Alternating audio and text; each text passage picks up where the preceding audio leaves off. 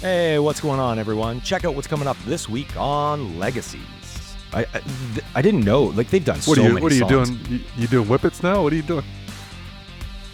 And then I got to buy myself a camel, and now people looked at me when I had my camel, but before I had a camel, I couldn't, you know? Hold on. How the fuck do you buy a camel in the Sahara Desert? Like, is there a camel dealer? And he's looking lean and mean, though. He's looking swole. He's looking swole.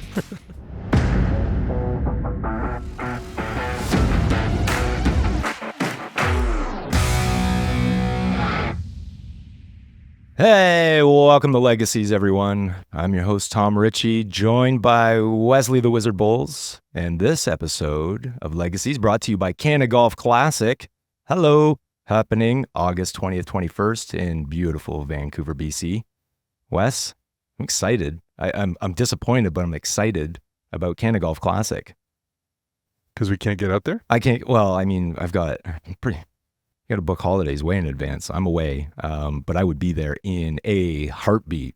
You know my stance on this and events like this for our industry. I think they're incredible. Yeah, you got responsibilities and stuff. I'm a single bachelor. I got none of these responsibilities. Send me wherever we need to go. Just you can still go. There's nothing wrong with that. Yeah. But that's a nice shirt, though. It's a nice shirt, right? Canna Golf Classic. I love how the gradient came out on it. Speaking of shirts, did you see Jonathan Wilson's post this morning? I did. I did. You got to get a photo and post this in post, please. It's hilarious. I will. So, Jonathan, apologies. What you said, medium, man. I don't know, but you owned it. I might order another one and send it to him. I don't know. I think there is.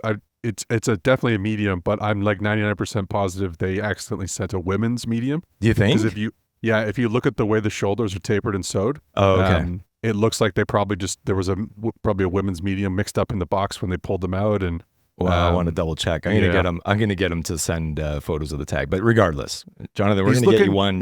He's looking lean and mean, though. He's looking swole. He's looking swole. When I saw that first, I'm like, what the fuck? You said you're a medium. So I don't know. Somewhere we're going to get it sorted out and fixed so that he can be comfortable wearing it. I know that he'll own it. You'll own it. There's nothing wrong with that. It looks good regardless, Anyways, man, what a busy week last week was. It was last week. It's like a blur. It was a blur. And thank you to Jazz Samra for hosting such an incredible event, 420 Affair. Thank you, Jazz. Launch party for Astro Boyz. Dude, it was the best. It was so different, and it wasn't a sampling event. It wasn't to be a sampling event. It was a retailer engagement event for the launch of Astro Boyz. But dude knows how to throw a party. Yeah, that was a great party. Oh man, I don't know about you, but I was fucking stuffed after that. Like, so much food there that night. And as what was it? You said the best, was it tikka masala? You'd never seen done? Usually, I'm English. My background's English, right? So we're pretty big on curries and Indian food and stuff like that. Love the stuff.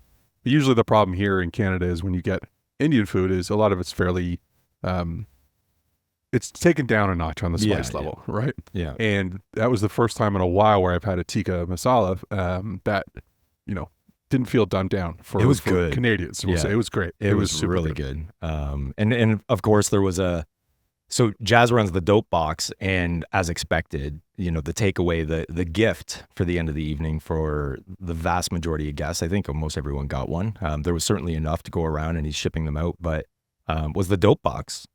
And it was an Astro Boyz. Yeah, I've got one here too. Look at this. Right? Yeah. Dope box. I got mine open. And, retailers that are tuned in, if you're not signed up for a dope box, this is a specific one for the Astro Boyz that I do feel that Jazz is sending out.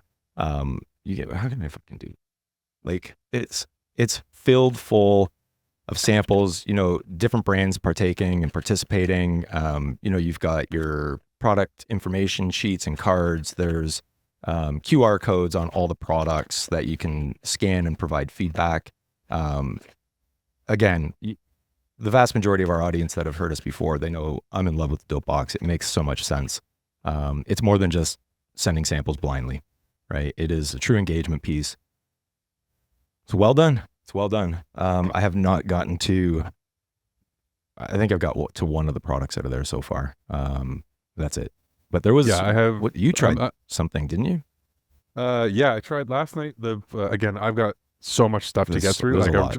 There's a lot. Like, I wish I could smoke or eat more than one a day. Yeah, but usually for me, it's before bedtime, about an hour before, and I'm trying to wind down. My 20-year-old self would be very blessed right now. Yeah, exactly. But realistically, it's like a product a night for me. So I'm trying to pace myself through some of the older stuff I had. I did try. This was in the box though, and this was from Truro, and it was the Dawg crossed with I-95, and that's a pre-roll. Okay. This was fucking awesome. Really, really nice. Wow. I don't know if I've tried any Truro products yet. Oh, that's not true. My brother-in-law got me some Truro Titanimal, I think it was called. And it was fantastic. They were using the tuna can style lids, which I still love. Very reminiscent of the Legacy days. Yep. Yeah, it was a nice little half gram pre-roll. I like that. It was the twist, but they had clipped it off right at the edge. You know, you don't have that clip huge your tail tails. on the end. Clip your tails, Clip your motherfuckers. And hashtag clip your tails. That's the new one. Just an excellent pre-roll. Burned really well and nice.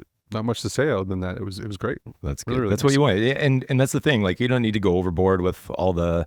We see reviews, and again, there are some connoisseurs out there that they can pick out all the various, terps and flavonoids, and I think the main. Sorry to cut you off, but I think the main thing is it was a sample in the dope box, right? And I guess the ultimate question is, would I now go out of my way to find that and buy it? And I think just that's the simple yes or no, right? And if you're a retailer, it's easy enough to go, well, fuck, this is a good product, right? Right. And would I stock this on my shelves? Yeah, so provide feedback. The brands, listen, you can't sit and complain about a brand if you're not providing feedback. Now, it's different if the brands are receiving feedback and they don't alter course, but this is what it's for. It's still early days, right? Wisers and all these companies in the alcohol space, they, over time, they refine their craft. Wisers give me PTSD when I think about Wisers. I don't even know if I've ever drank Wisers. I don't know why I picked that, but maybe, what are the scotches? Who does scotch? Walker? Johnny Walker?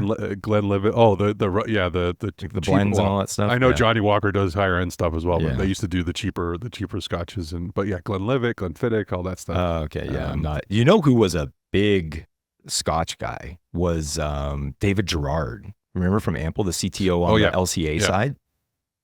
That guy could go on for hours about scotch and understood the regions and I'm like, first of all, I'm not a scotch guy. It tastes like burnt paint to me. I'm of the same camp. I've got a buddy, shout out RJ. He's a nut for scotches, like loves them. I think he grew up, his dad loves scotch as well. And it's an acquired taste, I think. Yeah. He's given me some where I was like, yeah, that's nice. It's okay. But again, I would never, for me, I'm never going to go out and buy a bottle of scotch just to have. It's just not. I've been gifted a lot, and they're still sitting in my bar. I don't drink it, so and I offer it up. If you want to drink, and people are like, "What do you got?" I'm like, literally, what don't I have? I've got a collection. Does it go bad? Can booze go bad? I don't think so. Stuff as long as you keep it corked and well sealed. I don't know. Yeah, as long as you're not letting oxygen in there and stuff like that. I think I do like cognac, and I haven't had a glass of cognac in quite some time. So maybe this weekend. Well, I mean, look at like wines and stuff like that. People there's bottles that people sell for hundreds of thousands of dollars that are like 18, 27. Yeah, and then there was that big Winegate thing. Did you know? I don't know if I've been living under a rock, but the Tragically Hip have their own Sirius XM channel. Did you know that? No, if I remember on Sirius, I'm usually in the Aussies Boneyard kind of. Okay, so I think this is part of the issue, right? So we know, and I have a lot of different subscriptions. I use Sirius XM typically when I'm in the car, I'm commuting, doing anything like that. Terrestrial radio drives me fucking batty. Anyways, so we stay in those channels. I think usually up to about 100, somewhere in there. I used to listen to Howard Stern. Hey now, a lot, all the time on my drive, right? I commuted 5 hours a day. But the Tragically Hip station's way up, and it's like, so it's channel 757. I had no idea. So there's some involvement with Sirius and the Tragically Hip channel with indie coming up, and there was a lot of promotion going on around that. And I think they're doing some like private concerts, something like that. I don't know. I didn't even know. I had no, and I'm a massive Tragically Hip fan. Apparently it was launched. I had to go to my assistant, Chet, to ask, when did this station launch? For anyone that doesn't know that, Chet is my personal assistant. That's ChatGPT, but I'll soon be using Grok. Anyways, we'll go there. But anyways, what a disservice. If you did not know that the Tragically Hip have their own station on Sirius XM, 757, tune in. It's fucking phenomenal. It is so good. What a tie-in.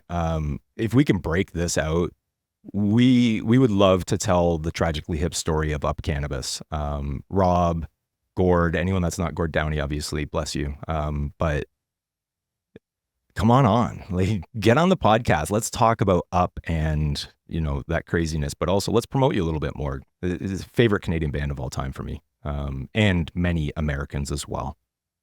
757. You just got to tune in, man. Let me ask you, with the serious stuff, what I've never understood the appeal of it, especially today. Like, what is the appeal of that over a subscription? Like, I use Apple Music for everything. Yeah, it's got everything I need on there to be able to listen to it at a moment's notice. Like, well, the appeal is not for the price.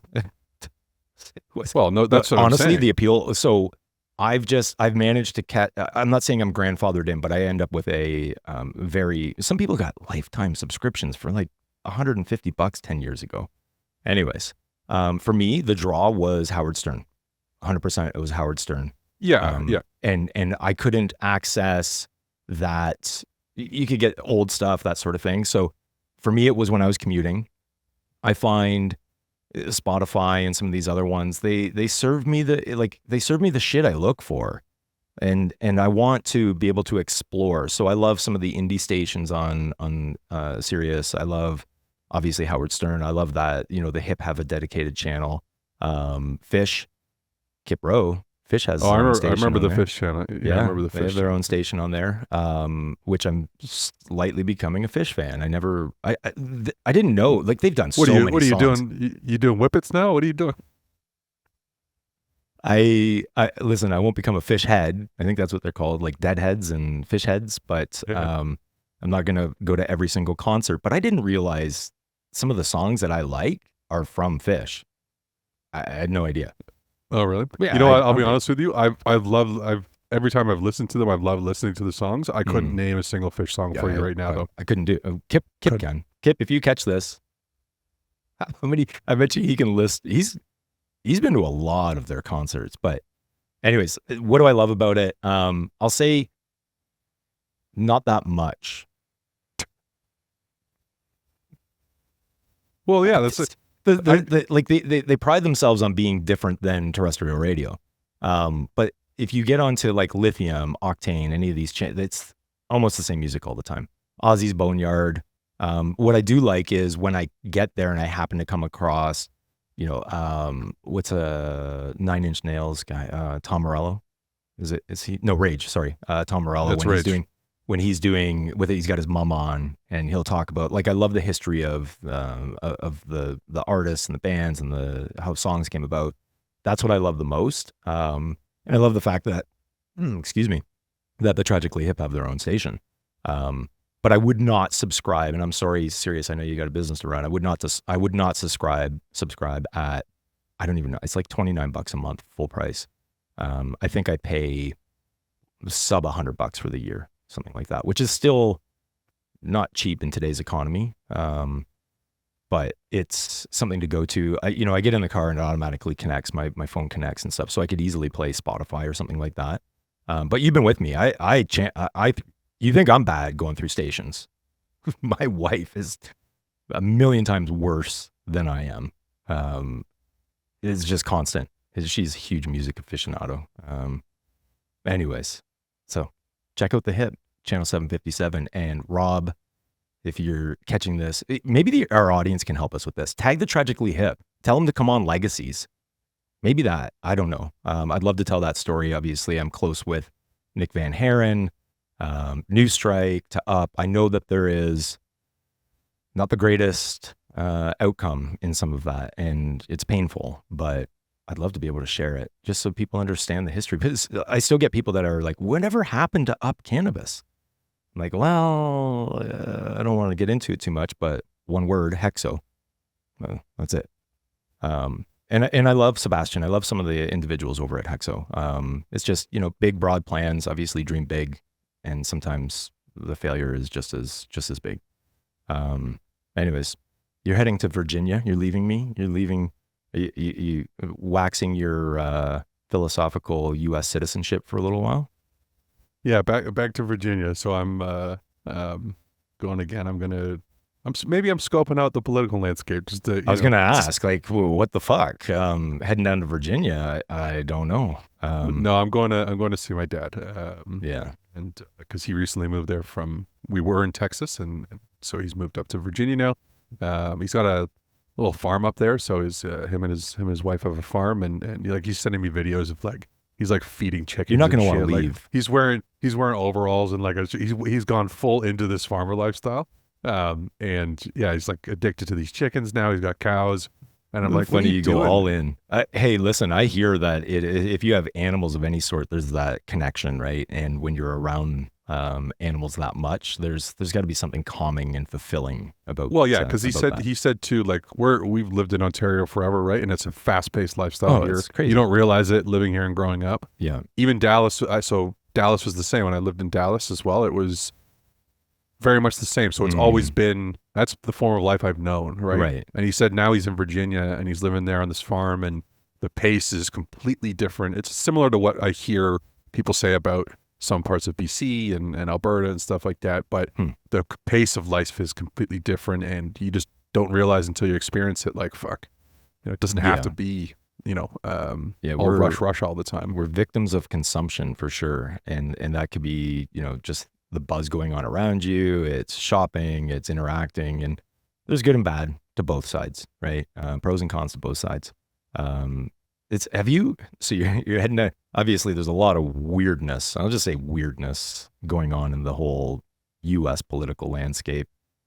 Canada's about to have their own as well. I'm trying to focus in now that I'm like, I've tried to disassociate as much as I can with still making some sort of an informed vote when I cast a ballot. But this whole Trump, Biden, all this shit has pulled me right in. And I'm like, whoa, hold on. I can't go that far without paying attention to what the fuck's going on up here with Trudeau and Poilievre and all this stuff, because there's a lot. And I know that the U.S. politics and election can be a bit of a distraction, but don't forget, as Canadians, pay attention to what's going on here. This is a distraction for us even. It's not created for us to be a distraction, but it is. And there's a lot of bullshit going on here in Canada still that needs to be reconciled next year, hopefully sooner.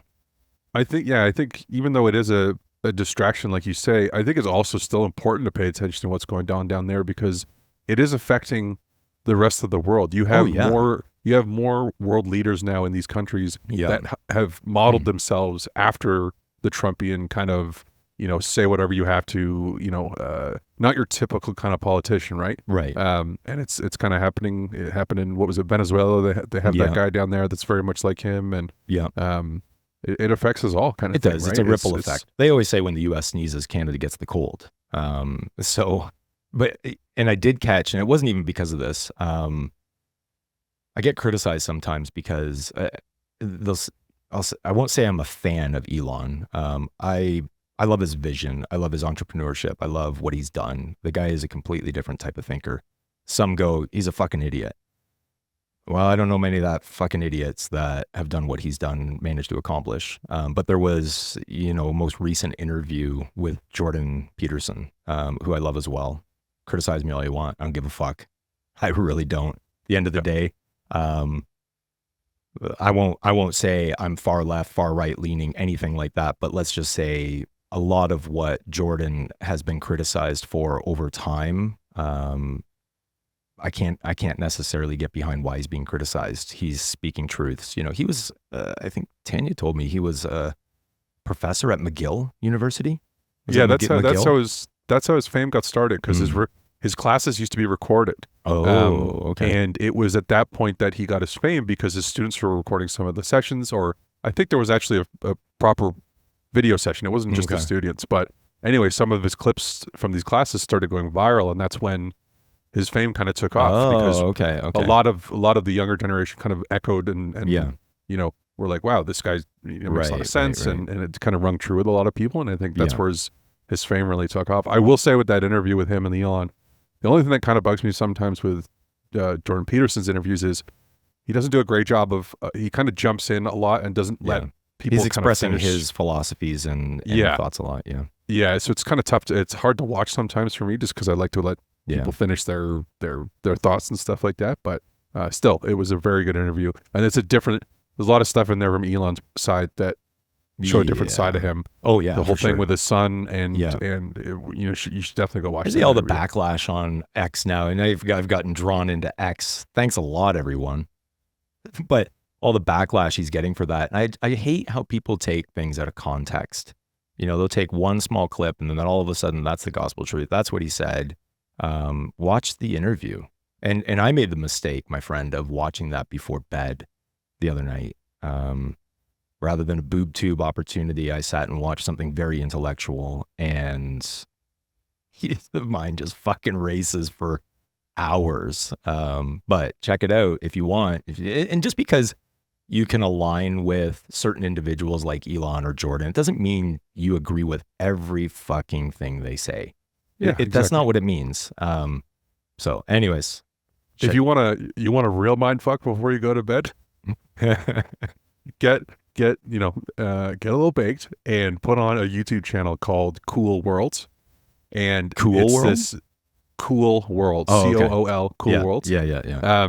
And he's a physicist, and he talks about these crazy topics, and his videos are so well produced, and his voice is just one of these natural voices that's like, he talks very calmly, and he's got this deep low voice, and he's talking about is physics and space, and it's fucking amazing. You should definitely try watching. That's definitely up your alley for sure. There's a lot of great content out there. I'm trying to shift as much as I can to what's relevant and happening right now, and obviously I ended up down the rabbit hole a little bit because of that interview. It's hosted on Daily Wire, and Daily Wire, as we know, is very right, like way over there. I'm not saying right as improper, but I can align with some of the individuals on there as well. Anyways, criticize me all you want. That's fine. I've got thick skin. Everyone I think is it's entitled interesting to too. opinions. I don't know about you, but because you're obviously older than me, but I was wondering, like, I've definitely found my views changed a lot more than I thought they would when I was a little younger, right? Mm-hmm. Like when I was in my 20s and stuff like that, I definitely thought to myself, the things I feel now are not going to change for me. These are deep things that I these are values that I feel and stuff like that. And I found a lot of that stuff shifting for me, especially over the last, I think, 4 or 5 years. Where, well, I mean, outward influence, right? So a lot of things, you mature. I've kind of just always gone with the flow of it. And I don't mean I've been passive. I mean, what's making the most sense. I don't like to jump into a camp and say, this is where I am. I don't like that. I like taking truths from what I can understand anyways, because there's a lot of mistruths and deceiving going on in the world. But for me, I'll straddle both sides if I need to. I like to be Switzerland in a lot of cases and be as neutral and understanding both viewpoints. But what I can see is the censorship. Censorship in general is really bothering me. And, in that interview, Elon was talking about, they're getting to the point where you can't do anything. You're going to be living in this plastic bubble. And these are not his words, but where everything you do is illegal, right? And he gave a very good example of when he was starting SpaceX, sorry. And he was not allowed to hire immigrants, was not allowed and it made sense. He agreed. He's like, okay, I get it. They don't want anyone stealing trade secrets and running off back to their country of origin and, sharing these secrets. And I got that. I was like, I could see that. And then I'm looking at it going, you're building fucking rockets. You want the best in the world. This is, as he's explaining this, I'm like, not all of them live in the US. They don't. They're not all US citizens. They don't all have green cards. So, you're thinking any country is up for grabs when it comes to, bringing in talent and great minds. So he did that. So I think he abided by that reasoning and those laws that he had to. And then the Democratic Party under Joe Biden's leadership came after him and said, well, hold on, you haven't hired enough refugees. And we're trying to sue him over that. And so his point is that every time something feels a little off, there's a new law that is passed, and more laws and more laws. And you can't reverse. Like, think of Canada and some of our silly laws. Like, income tax was not supposed to be around. That was supposed to end after the war. And here it is, it's still here. And you never see these laws getting disbanded on whatever the fuck they call it. I don't know. I'm not smart enough to understand that. But he's right. It was once those laws become laws and they're passed, we're not moving away from them. And you're going to get to the point that you're damned if you do and you're damned if you don't. Elon's told you can't hire any immigrants. Okay. But then he's sued under the Biden administration for not hiring refugees. You can't move. It's a stalemate, right? So for myself, I see that, and I try to follow what allows the public to still make informed decisions and think for themselves, right? We need to be critically thinking about what's going on around us. And, if I'm, because there's a lot of conspiracy, I get it, but let's be real. There is good and evil in the world. It's very evident. And the amount of censorship for me, that just comes from evil. Roman Empire, Egyptian, if we go back throughout time, the vast majority of those empires fell because there was some sort of evilness going on. And I'm not saying God, Satan. I'm just saying good, bad, positive energy, negative energy, whatever you want to, get behind. And the censorship. And I'm not talking just social. I'm not talking, well, Elon saved us because he bought X. That's not what I'm talking about. I'm talking about being forced to think or accept something. I want to make my own choices. If it's harming someone else, okay, I get it. But if it's affecting me and me only, no, fuck off. You're not going to tell me what to do. And that's one thing very well about me. Anyways, yesterday I wanted to mention this because we're going to be getting, so we had the chance to meet with Rick and John over at High North Labs as a follow-up to the StratCan piece that had come out, and they had input into that, which is lab testing and potency. I mean, they schooled us. Obviously, these guys are super fucking cool. You guys are awesome. But they helped us understand some things, and also some of the nefarious activity that's happening in this industry, and also the need why it's so important to educate on, potency isn't high THC isn't what you need to be seeking. So there's a lot to come of this, and we're going to get them on the episode. But I think the one thing that pissed me off the most, and we've kind of known it happens, where, we dealt in compliance and regulations a lot, and we understood sampling and how, we had to, as Ample, we had to develop the means to be able to track those samples and hold on to them. And so we understood the world of sampling, and we did understand the, resampling. But shopping your lab samples for potency or paying for higher potency, that's fucking wrong. If you are an LP doing that, and I personally, it's not even a West thing, it's not a Legacies thing, I find out you're doing that, I will call you out 100%. There is no room for that in this industry. We've got enough fucking issues.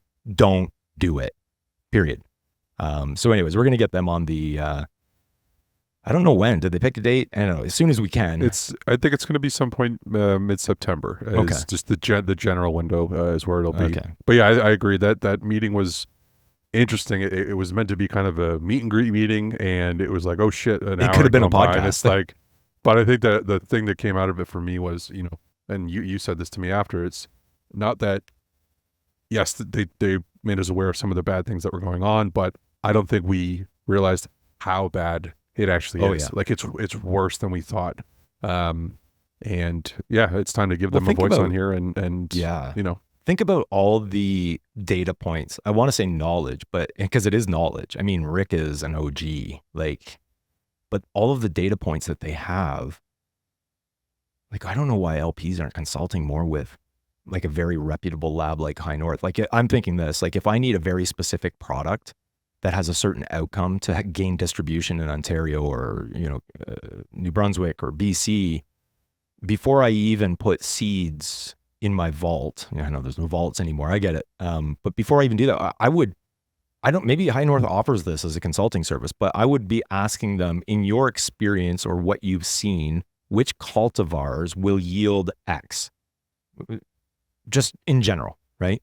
To be able to start, at least get some direction, because I know what it's like to pheno hunt. I've done it. Like, you pop the seeds, you grow them out, you keep them back, you put them to harvest, you finally get a product that you can smoke and try. You're like, these are the winners, and then you grow it out. But I see where you're going with that line of thought, but I think you need to remind yourself that you are coming at that from someone who, if you ran an LP, would do it from that craft perspective of you care about that product that's going out. You want the absolute best. I think the type of people or type of companies who are rate shopping or THC rate shopping, right, to get that desired number, they're not thinking about that. Okay, that's a good point. They wouldn't think to ask those questions in the first place because, otherwise they wouldn't be in that situation. To me, it's the people, and we'll find out, like, if we find out anyone who's doing that, but, and obviously they didn't share anyone in particular with us, nor would they, nor do I want it. And that's not something that we're not going down that path, but know that if I find it, I see it all the time. We have analytic tools available at our disposal, and I see stuff where, I've tried something and then I see a claim of, it's 36%. And it's like, what? Like, what? Like, I've grown that cultivar. How the fuck did you get to that? Anyways, so there's some weird shit going on. So, very excited about today's guest, Mr. Alexandre Poulin. I used my best French accent for that. From this point forward, I would have butchered that. From this point forward, it'll be Alex Poulin. Yeah, that's fine. So Guyana, Jublee, Chili Kush. This dude is well studied and well traveled. He has spent time in the Middle East and through Morocco, and understanding so much about the plant and the extraction and how to use those in formulations. Like, I don't want to butcher anything about it because I'm going to get him to explain this journey that led him to where he is. And also, he's very open about, the failures that he's had. But he's just a super cool dude. Excited to have him on. And we'll have him on right after this break. We're going to go for a break? What time is it? Let's go for a break. We can go for a break. Yeah. Let's go for a break. All right. We'll be right back with Alex Poulin, or Alexandre Poulin, after this. All right. Welcome back, everyone. We're joined by, I'm going to say it, Wes, this way, Alexandre Poulin. Thank you. Or Alex. You can call me Alex. Yeah, call me Alex. Yeah, we're friends enough now I can call you Alex. Of Guyana, Jublee, Chili Kush, so many things going on, Alex. Thanks for joining Legacies, man. Thank you so much for having me. I was looking forward to it. Yeah, us as well. And anytime I get to talk with we'll get into this, but an anthropologist, because you studied anthropology, yes? Yes, exactly. Yeah, which put you on this trajectory of travel and tourism, and you've got some letters after your name, almost like an alphabet, right? So you've got a master's in tourism and management and a bachelor's degree in anthropology. I've watched a lot of podcasts with anthropologists, and it's usually the most interesting and intriguing for me because you guys go deep. You were just joking about before we started recording, when you were the sole field agent for the longest time for your products, and when you'd go in, you'd sometimes geek out on the science behind the products, which is important. But it just shows obviously how into this you are, right? Yeah, I'm very passionate about it. It's been guiding my life for most of it, Yeah. So let's understand that, because when we first got a chance to meet and discuss this, I found it very intriguing, but inspiring as well. So let's go as far back as your studies, and then what launched you into your travel. I'd say like my relationship with cannabis would be threefold. It would be like the Alex that used to hustle cannabis since like my early teenage years. I used to sell hashish for most of my life. And the second part would be the Alex that went traveling, that went traveling for cannabis as well. that was intertwined with my anthropological studies as well. And like the third part of it would be the Alex that actually started doing the legal stuff and doing like launching in the legal market. So these three parts of my life have particular history that actually went together to create this third part, that the one that we're talking today, like the Jublee part. You'd say like the fusion of all these first, endeavors, I would say. Yeah.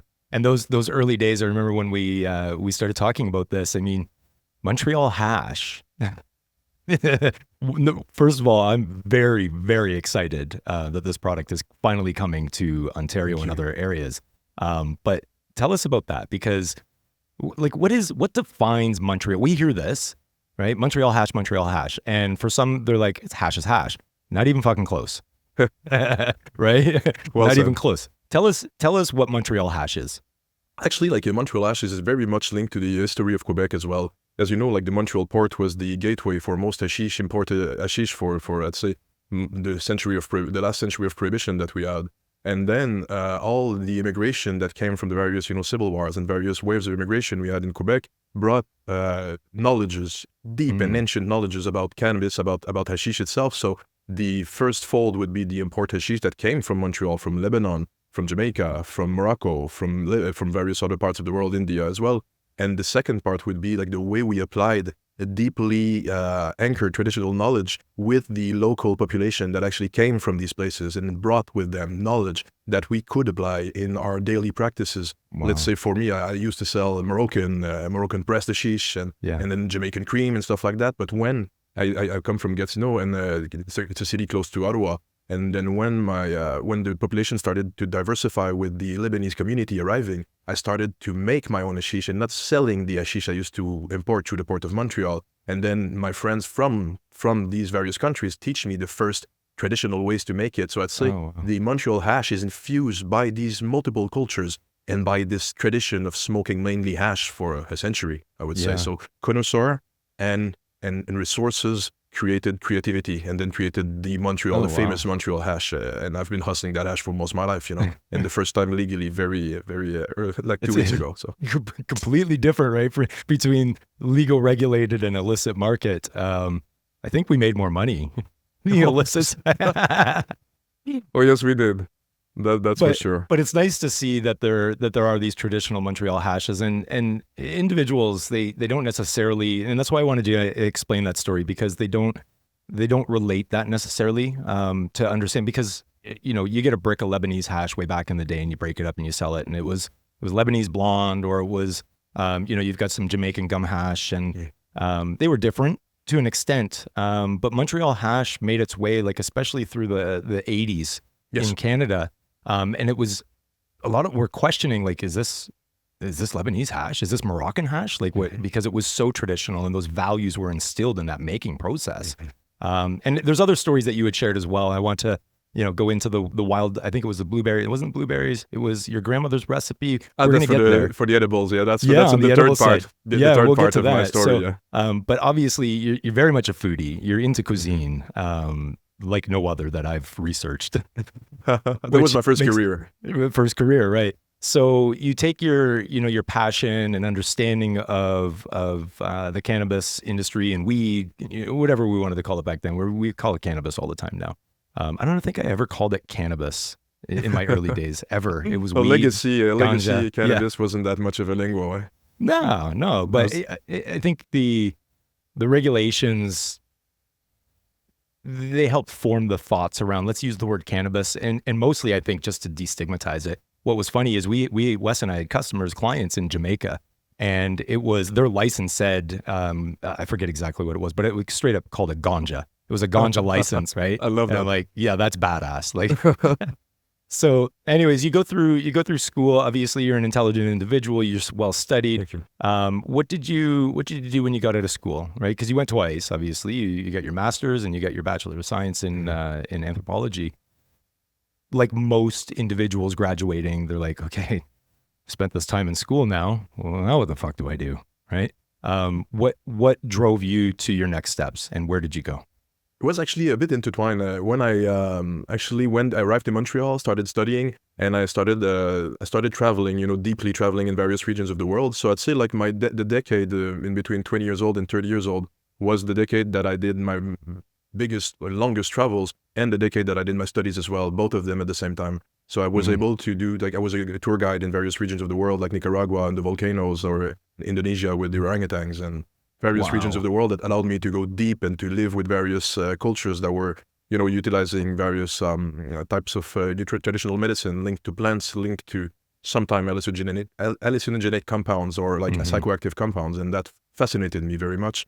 And so like working allowed me to stay in these long times. But the first travels was in Morocco when I decided in my early 20s, even before my studies, to go finally to travel. You know, I didn't travel for most of my childhood. I was raised by a single mother in a kindergarten at home.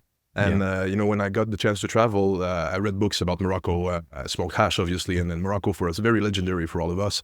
And I was the first one of my friends that was, you know, able to go there. So I sold my car, went to Morocco, was going to go there for 3 weeks, came back 8 months afterward, you know. That must have been an eye-opening experience. It was. So that was in your 20s though. Very early 20s. Early 20s. Like 19, 20 years old. And then that's where I did make hashish traditionally in the mountains for months and months, and did Ramadan, and I enjoyed it very much. Yeah. Wow. So was the culture accepting? I mean, you're coming from Canada.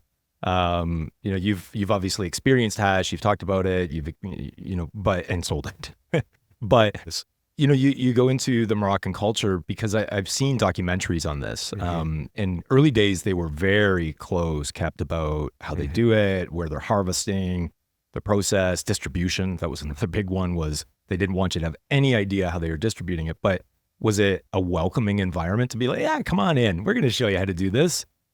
It was more welcoming in the Rift Mountain, in the producing regions. It's so hard to get there in most of these production regions. I'd say there was more accepting. I was a single traveler. I was like always, you know, one of my key into various culture was going there and just showing like I can help. I'm very stupid in many ways. I don't know what you're doing. I live in a plastic world, and show me please how it works in your world. And most of the time, old ladies used to be my best friends in most of these cases, since I'm a smiley guy, you know, I arrived there with just very good intentions, and I'm very persistent as well. And in some ways was very accepting in the Northern Rift Mountains. But then when I really wanted to see the Sahara Desert, so I went to live in the desert for a while, and then there to get accepted by nomadic Berber and Tamazight tribe was very hard, and very, very tough on my ego as well, to be refused to go in, you know, the culture itself, since it was very welcoming up north in the Northern Mountains. And when I arrived down there with the hashish I made in the Northern Mountain, I arrived in the desert trying to get accepted.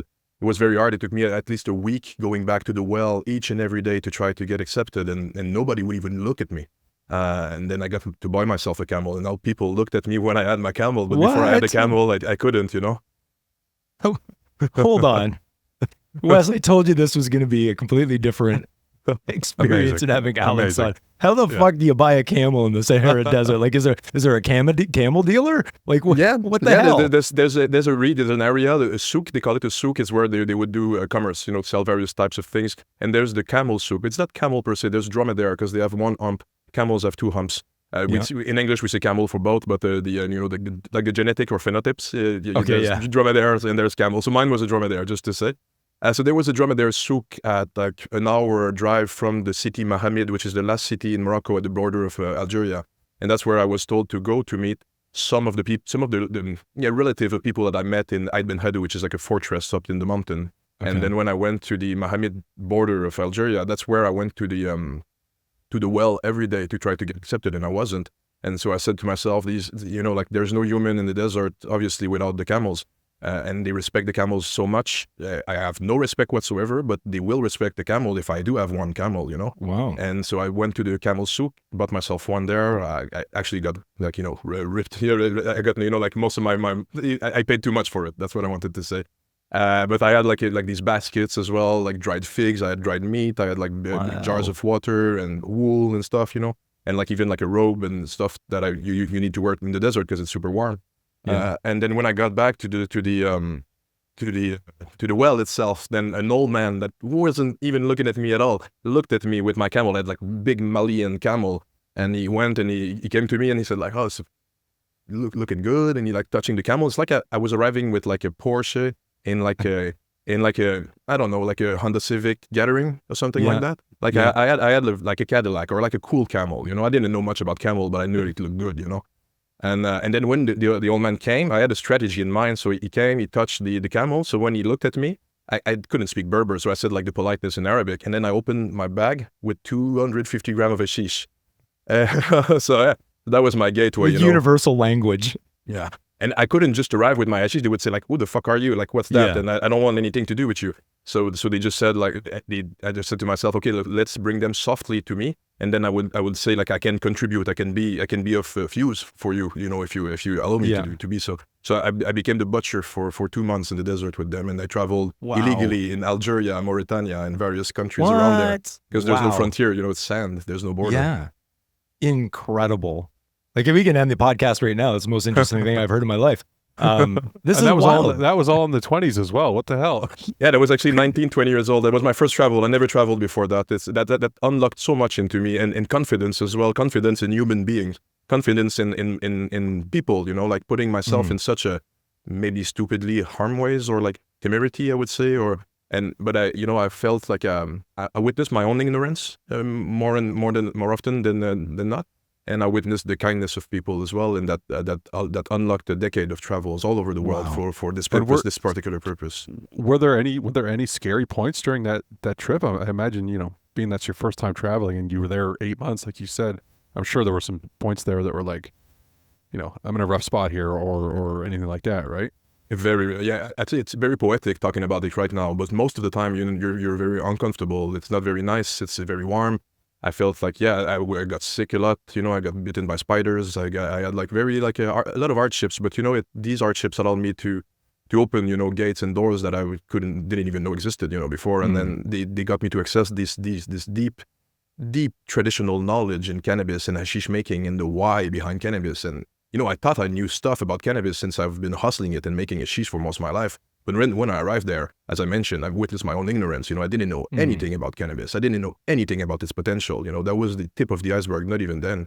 And then, you know, that's where I got to try the various old world edibles, you know, majoun that were mixed with flowers and spices and hashish. There was some for the daytime. There was some for the nighttime. And you see like ailments and pain. At some point I hurt my back, you know, carrying various types of tools uphill. And that's where, you know, I experimented. An old lady came to me and she said like, this is the fruit paste you would eat during the day, so you won't sleep. You will be able to feel less your pain, and you'll be able to work in the field. So you won't be, you know, always complaining like you are right now, you know. Yeah. And then she gave me the other one. She said, this one is when you're done. This one will make you sleep. So I said like, okay, so there's various utilization of cannabis. And for me, back then we had like 10, 15 strains, you know, like that we knew of. I was you know, growing Friesland in corn patches, you know, and doing hashish with it. So there was as much as I was doing before. But when I got back, that's where, like, you know, I unlocked most of the potential of these, you know, like traditional uses of cannabis, and I tried to put it in my products. And then each and every travels, let's say in the Philippines, Indonesia, Australia, and various places that I've been and worked with cannabis traditionally, added a layer on top of that. So a lot of difficulties sometimes, but cannabis was always there to help me, like in many, many places, and people were there to help me as well. It certainly adds substance to our understanding, right? Because, you know, in Canada right now, don't talk about the benefits of cannabis. You can't talk about the benefits. Don't promote it, don't market it. But meanwhile, thousands of years of use for various reasons, various ailments, they're there. This is the part that frustrates me sometimes because, you know, they're very clear. You know, this older lady's coming to you and telling you to use this for this, use this for this. They know based on their own research, right? Yeah. They've been doing it forever. Stark contrast against what we experience here in Canada right now. We think we're the leaders in at least regulating, but not even close, right? The traditional experience with the plant itself dates back thousands of years that we will never understand, and we need to move, other than the education that individuals like yourself, Alex, that help us to understand this. So you spent how long in the desert? 8 weeks in the desert?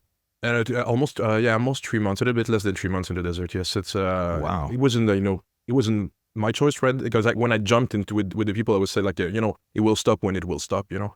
And then it stopped when we got back to Moroccan territory, and then I got a bit sick as well, you know, at that point. And then again, an old lady treated me for my sickness, and then I gave her my camel, and it's like I was giving her, social status. It was crazy. I didn't expect that. Just yeah. Wow. It was very, very generous people everywhere I've been, actually. Yeah. So cool. That is so cool. What an experience. So what did you do after that? You get back to Moroccan territory, you get well, finally, obviously. Then what? After that, I traveled a little bit more. I went to climb the Atlas Mountains, and my first mountains I climbed in my life there. And then, at some point I got back to Quebec. I started school. But and in between all of that, I decided to go travel with my brother to Australia. So we spent some time. He spent 6 months with me there. But for me, it was a 2 years travel that initiated after that. And then we worked in Australia, sold a lot of weed in Australia as well. Sorry for that. But it's like that, it's been. And sorry, then not sorry. Yeah. Sorry, not sorry. No, cannabis has been for me like the way when I discovered it in my early teen. It got me confident, it got me a good student, it got me less awkward, it got me a better version of myself.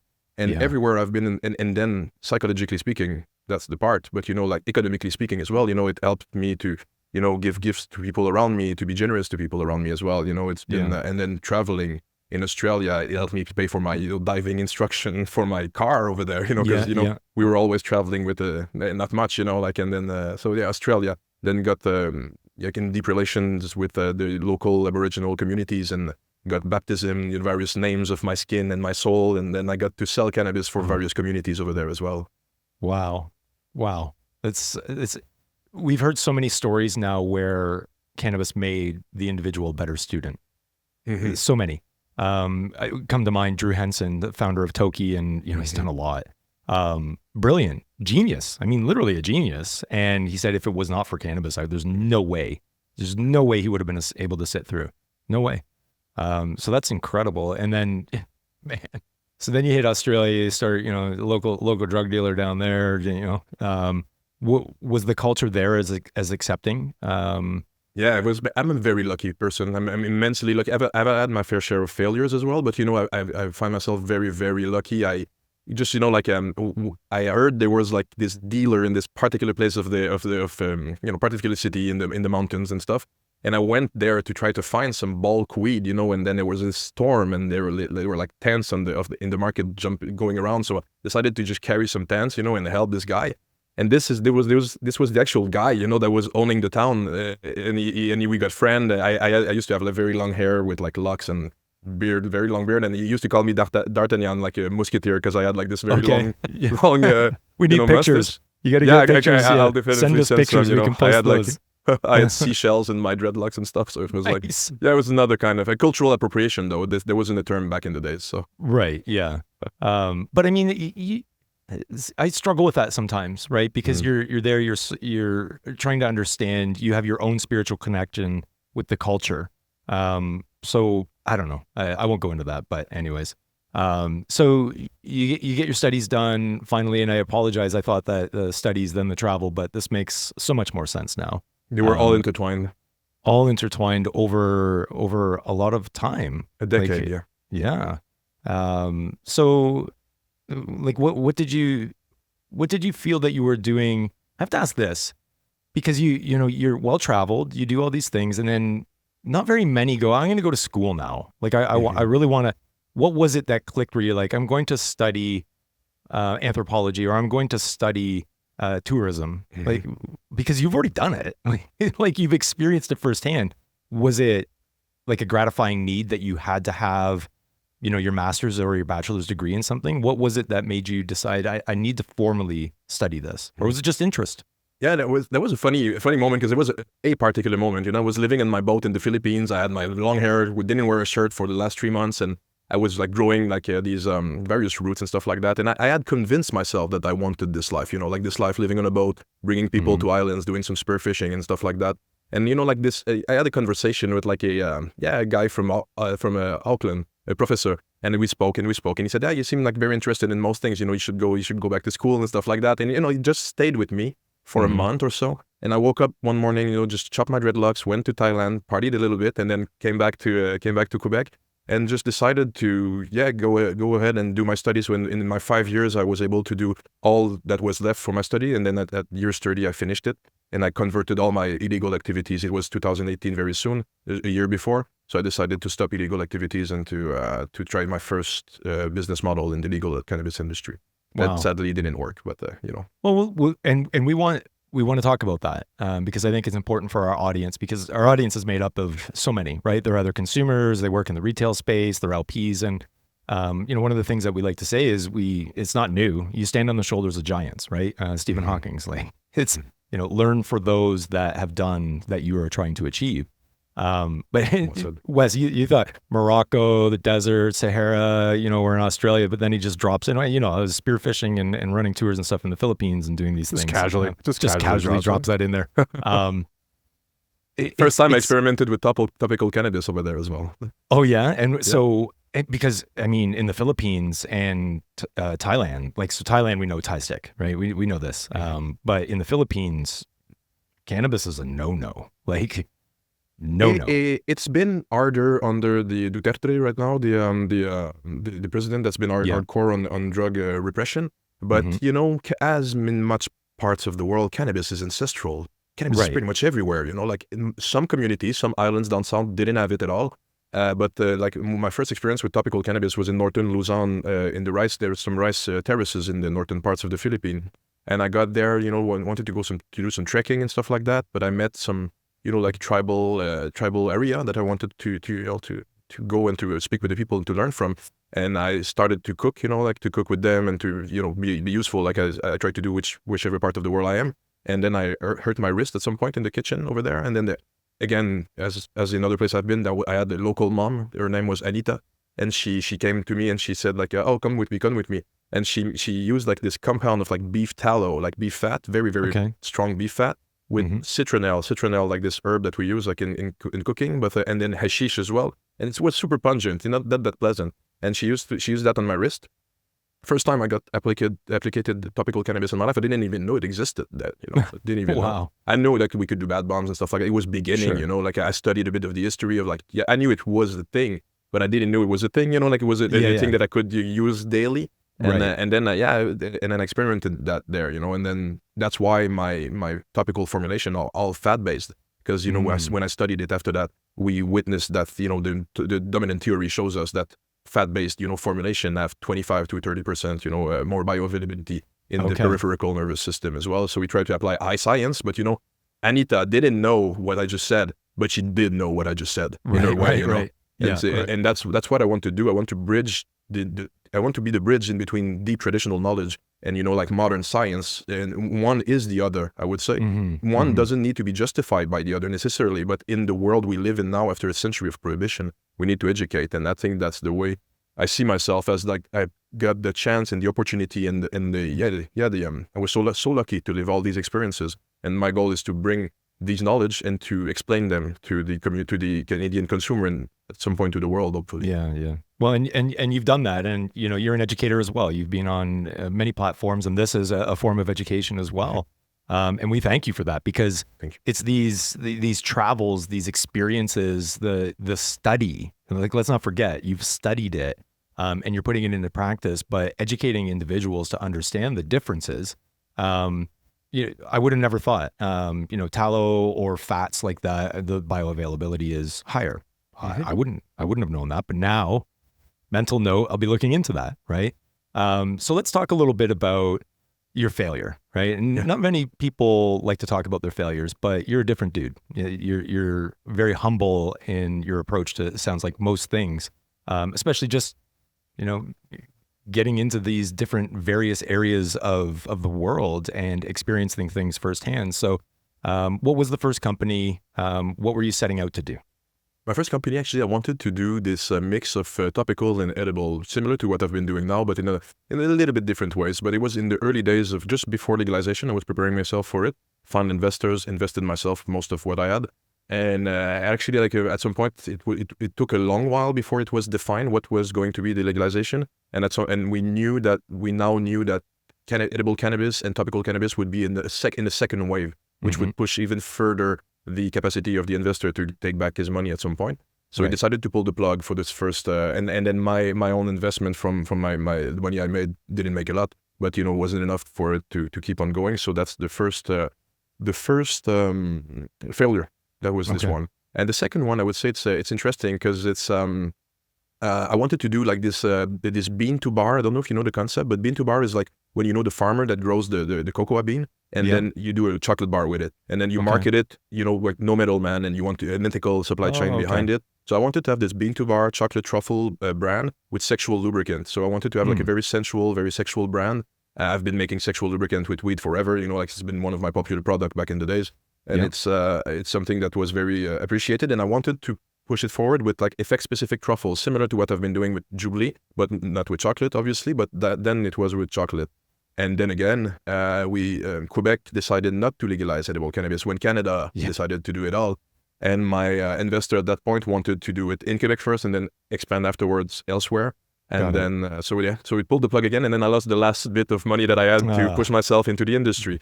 But that was a good lesson, though. I learned that lesson. I was very mad. I was very, very mad. I was very angry. And I decided to join a group called the Quebec Council of Edible Cannabis and to register myself as a lobbyist and to just really much attack these stakeholders politely and with memoirs and with data.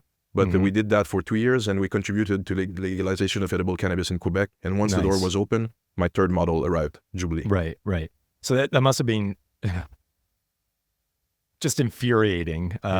It seems like you're the type of individual, though, that learns. You don't just, you know, there's a failure and you move on from it. Do you feel that it was just, like, despite the challenges, because Quebec has its own challenges, as awesome as Quebec is, it has its own challenges. So Canada goes, we're going to do this. This is what we're doing for the cannabis industry. In Quebec, in fashion of many other things, because we've seen this across many political avenues, Quebec goes, nah, I don't think so. We're going to do it this way. But do you feel, despite those challenges, Quebec and their stance on edibles and vapes and potencies, were you just maybe a bit early? Was that early? Like, do you think the first one?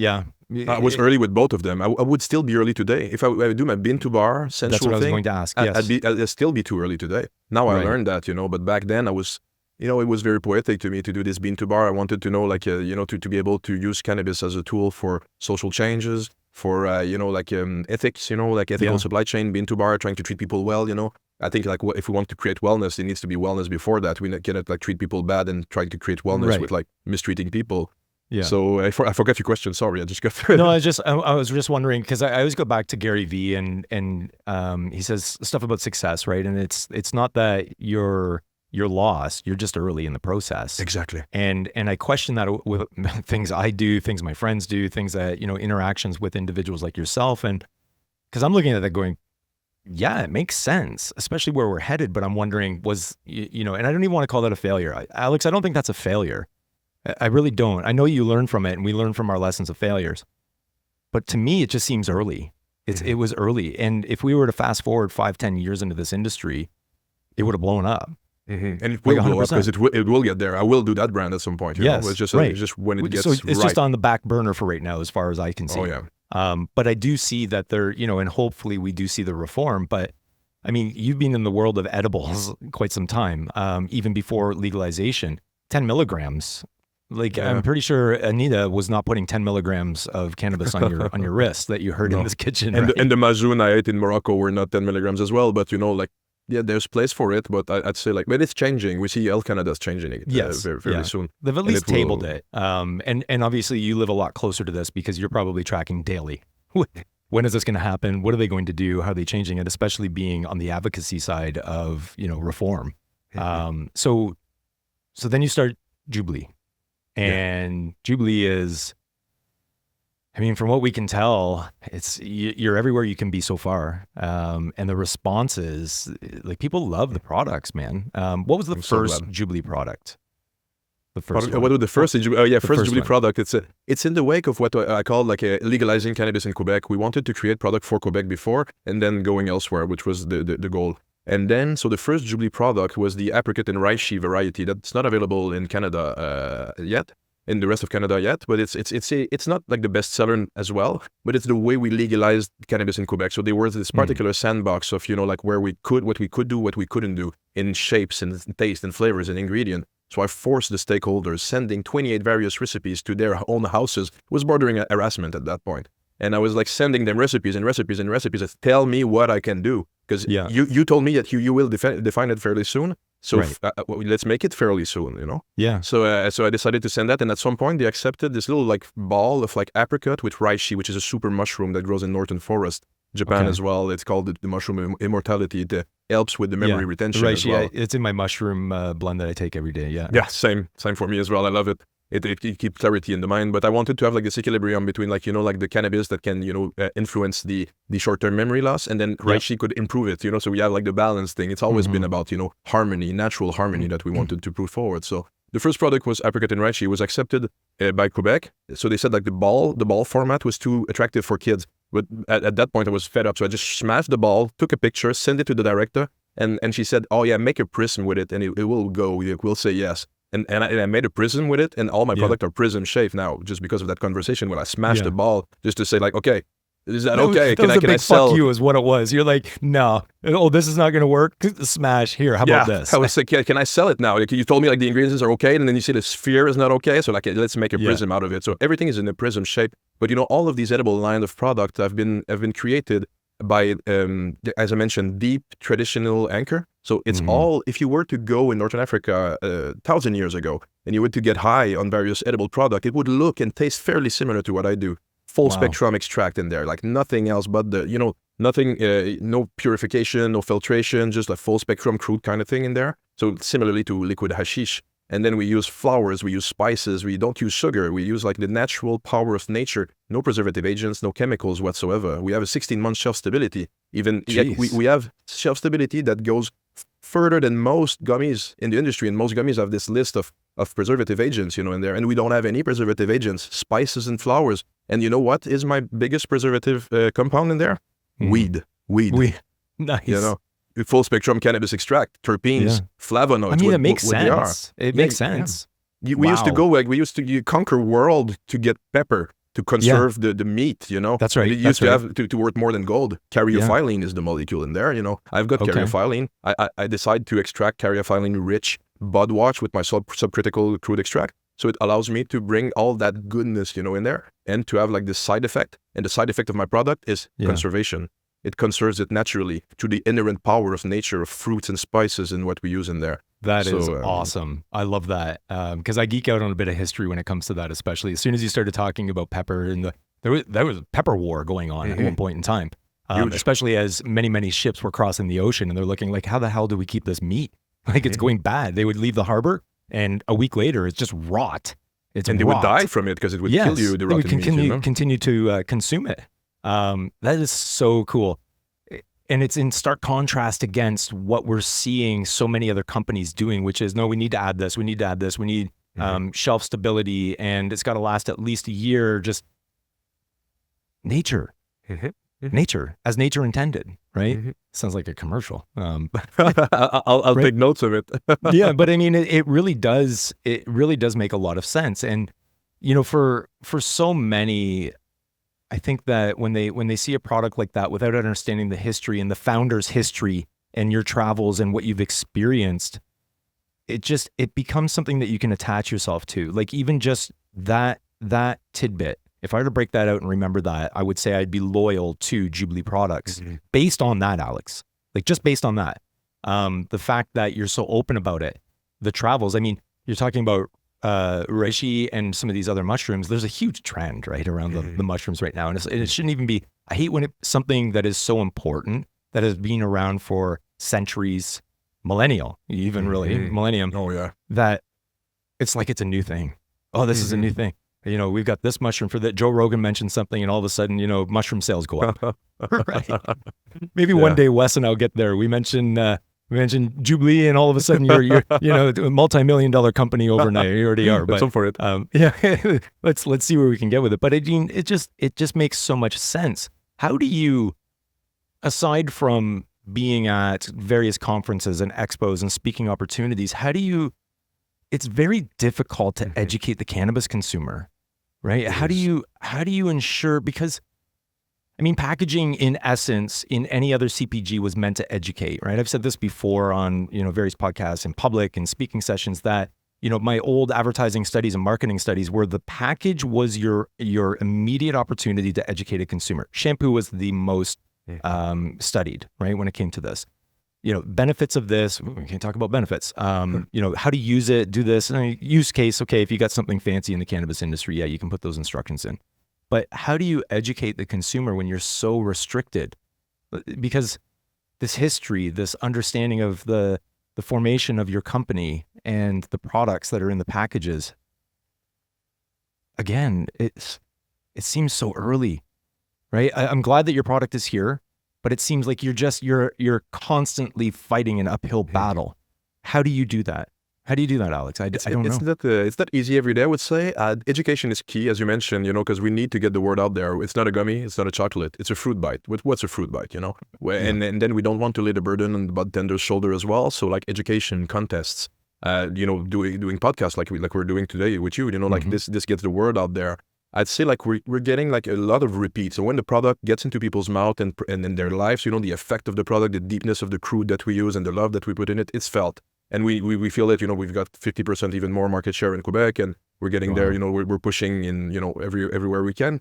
So I'd say like we will grow with this niche. It's a uphill battle. It is a uphill battle, but it's a battle that I'm very willing to do because I think I'm not the only one winning at the end, I'm not the only one that's going to win. I think the whole industry is going to win because I'm pushing the way people got high for thousands of years. I'm only doing, I'm early. I'm late as well, like it can be both, because, like it's been like that forever. Prohibition tends to fuck it up, and it did change it up. Sorry to curse. And then it's like it's a prohibition, it removed us from the history of the plant itself. Gummies and chocolate, they will exist for a while and probably forever.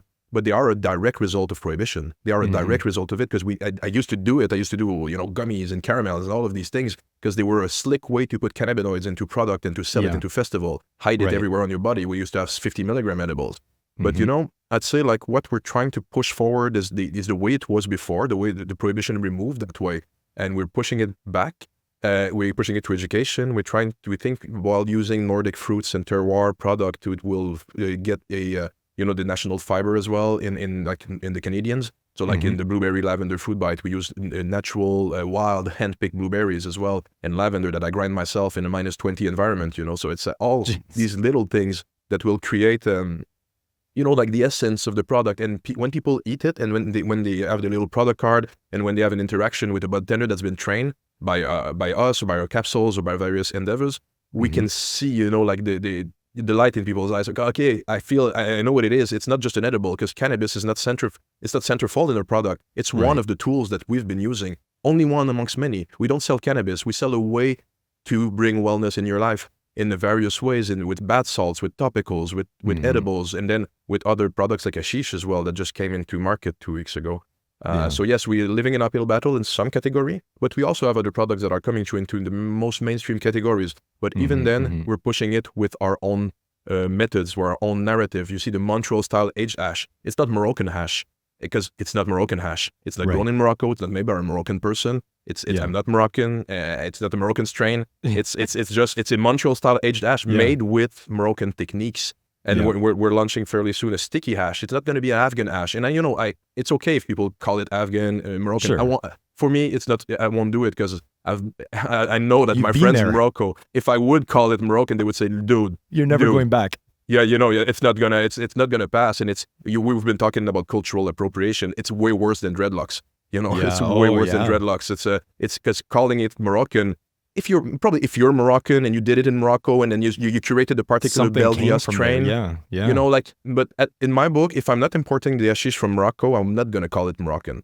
And I'm not going to call it Afghan hash because it's a black hash that's sticky. Not at all. I'm going to call it sticky hash. And probably like even adding style to it, Moroccan style, or like it's still, I get it. I understand where you're coming from and it makes a lot of sense. It's just, you can tell that you're passionate about it, makes others passionate about it. Like, I can't wait to try the products. But I want to pause on the blueberry bites for 1 second. Oh, yes. Tell this story, please. Thank you. Thank you so much. This particular fruit bite is near and dear to my heart since I've always been developing effect-specific product for various groups of person. Back in the days, I was developing product for people with fibromyalgia, endometriosis, arthritis, arthrosis, and product for my grandmas, and because they've been living with all these ailments as well.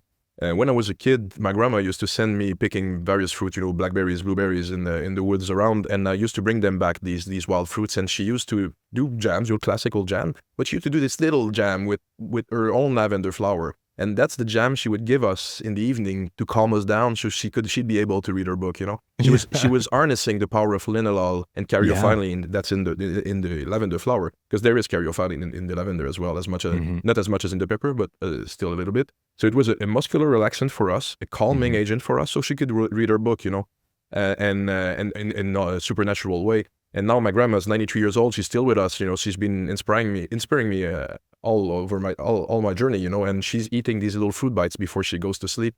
And they're infused. They're directly inspired by her little blueberry fruit jam. That is the best. Thank you so much. And it's the wild handpicked blueberries. So much. It's so wild, wild blueberries. But also now it's your turn to read your book and put grandma to sleep for a little while. It's full circle, it's full circle, it's so and cool. It's wild handpicked. We know the people we work with, the supply chain. We can be challenged on each and every ingredient in our product because they all have a purpose there. A purpose that's either the metabolism, the digestion, the bioaccessibility, the effect itself. And cannabis comes into play as one of these, one of these tools. Cannabis is a tool amongst other, as the same thing as the lady came through and gave me the little majoun in Morocco, say, this is for you now, and this is for you later on. It was because of the weed, but it was because of the ingredients as well, the spices, the flowers that was used, because they have an incidence on the central nervous system as well, which is corollary to the endocannabinoid system, and create these various effect-specific product that we have. Yeah.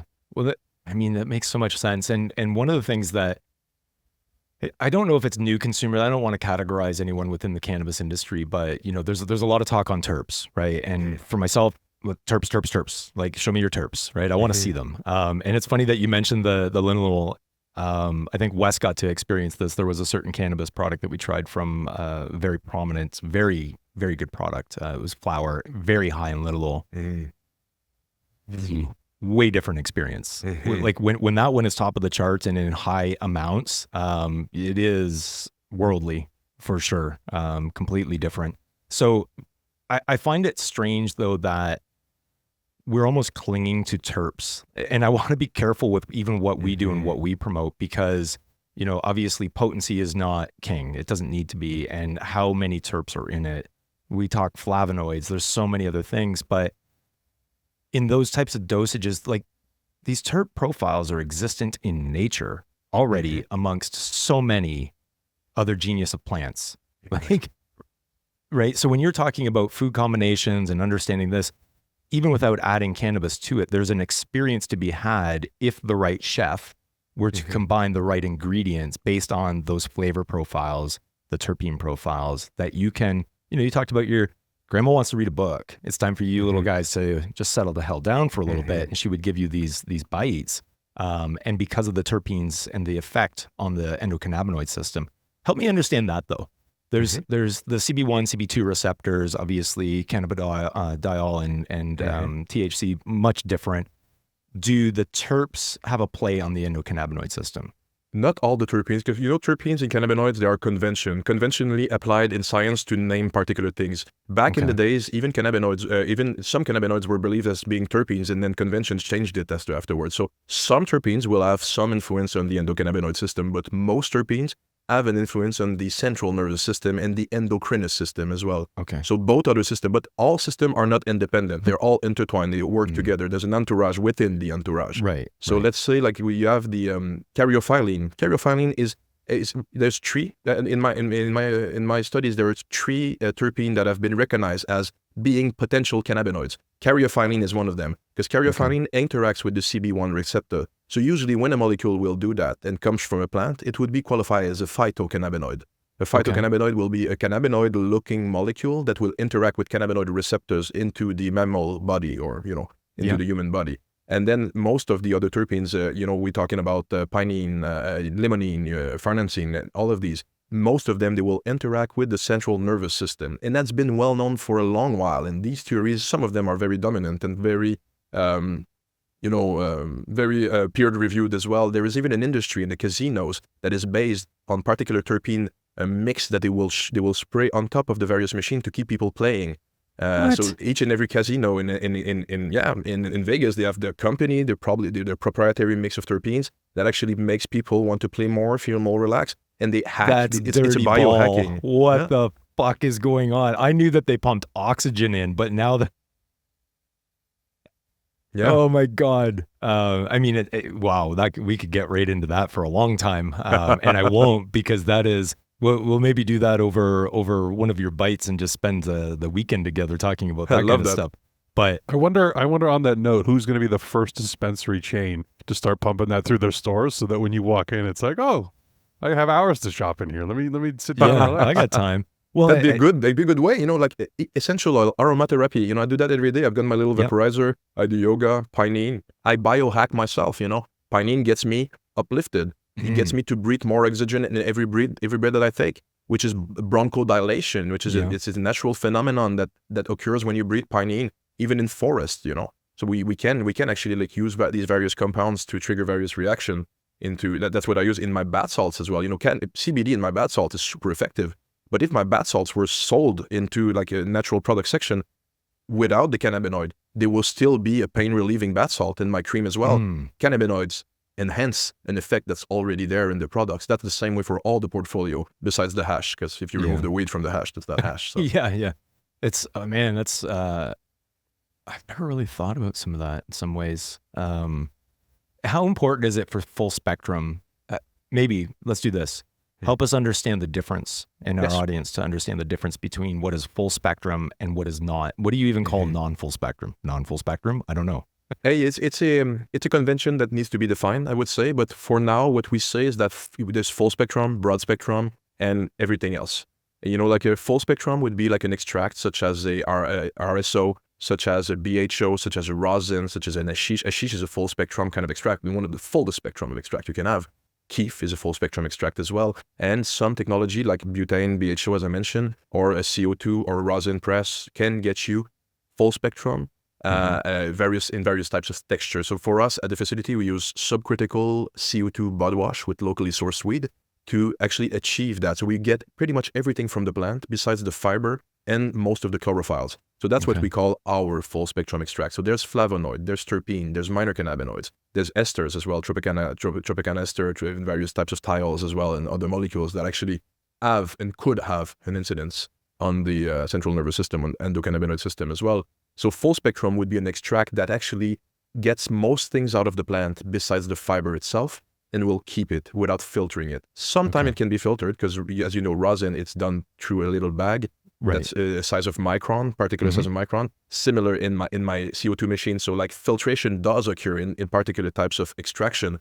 But when we talk about non-filtrated full spectrum extract, it's like post-processing. When you get the resin, you use the resin. So it's full of terps. Usually in the food industry, in the edible industry, we don't like full spectrum extract because people don't like the taste of cannabis itself. And the fast track is to distillate it or winterize it or remove much of the aromatic compounds to have the easy way out. It's a way that I don't like, I wanted to have everything in the plant. I wanted to have the whole medicinal effect of the plant, like I did in most countries that I've been before.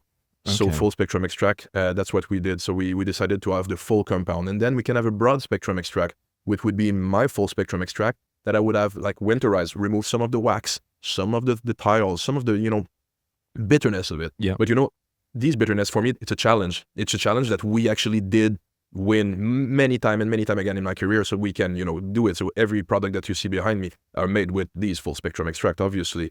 But the limit is, I'd say, in topicals, full spectrum extract haven't proven to be different at all. We don't have any data that prove that in topical the full spectrum extract will be much different, because most topicals, they will introduce essential oils, which are even more potent in terms of terpenes and flavonoids and other aromatic compounds than you would have in cannabis, obviously. So let's say in topical, it's better to try to work with other compounds such as essential oils, such as various terpenes from the food world, to use it in your topical to be able to create various full spectrum or, directive effect. Because, the skin is not the lungs, and the lung is not the belly as well. So each and every vehicle of consumption needs to be taken into account. That would be a waste to put full spectrum extract on the skin. In the theories that we have right now, what's true today might be false tomorrow. But what we know is that we don't know much. We need to keep digging. But in my book, that's why all of our topicals are made with CBD isolate that we purify, because we recreate the full spectrum extract with locally sourced balsam fir essential oil, lavender essential oil, and then there's no perfume whatsoever. There's only weed, salt, and aromas from the natural essential oil. No perfume whatsoever. So like this is the difference, I would say. So you've got the full spectrum with like this effect that's going to be much more complex and deep usually when you ingest it or you smoke it. So full spectrum would create, and that's why people told us at the early beginning when we launched in Quebec, they say, "Are you sure your edibles is like 5 milligram? Because I feel like it's a 10 milligram when I eat it." Are you sure? I'm sure we've got an analytical lab. We couldn't sell it, either way. But then we did this empirical testing with a lot of people, like 120 people, and everyone, and 77% of people told that our edibles were stronger than the next gummy that was done with distillate. That's because of the full spectrum extract. It's only mathematical. Get CBC, CBG, CBN in your body. Obviously, you're going to have a reaction out of it. So the deepness and the complexity that was associated with the consumption of our edibles was directly linked to the full spectrum extract and then the ingredients that we chosen to craft them. Man, thank you. Thank you. I appreciate you. I understand it now because of the way you've explained it. Obviously, I understand distillate. I understand the processes. I've been to many labs. But I've never really thought about, you hit the nail on the head for me because I always am questioning, like, why use a distillate? I don't have anything against it. For me personally, a distillate, I don't find, partially probably because of the entourage effect, and it's been stripped of so many things. But I find the high is much different. It's not long lasting. And in some cases I will get a headache from it. But it does make sense that when stripping and distilling, you're taking some of that, like I love the taste of cannabis. No, I love it as well.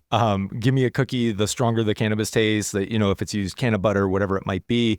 I love that taste. But for others, they're like, that tastes like cannabis. So I understand why individuals would prefer distillate infused edibles in some cases, because they may not be partial to the taste.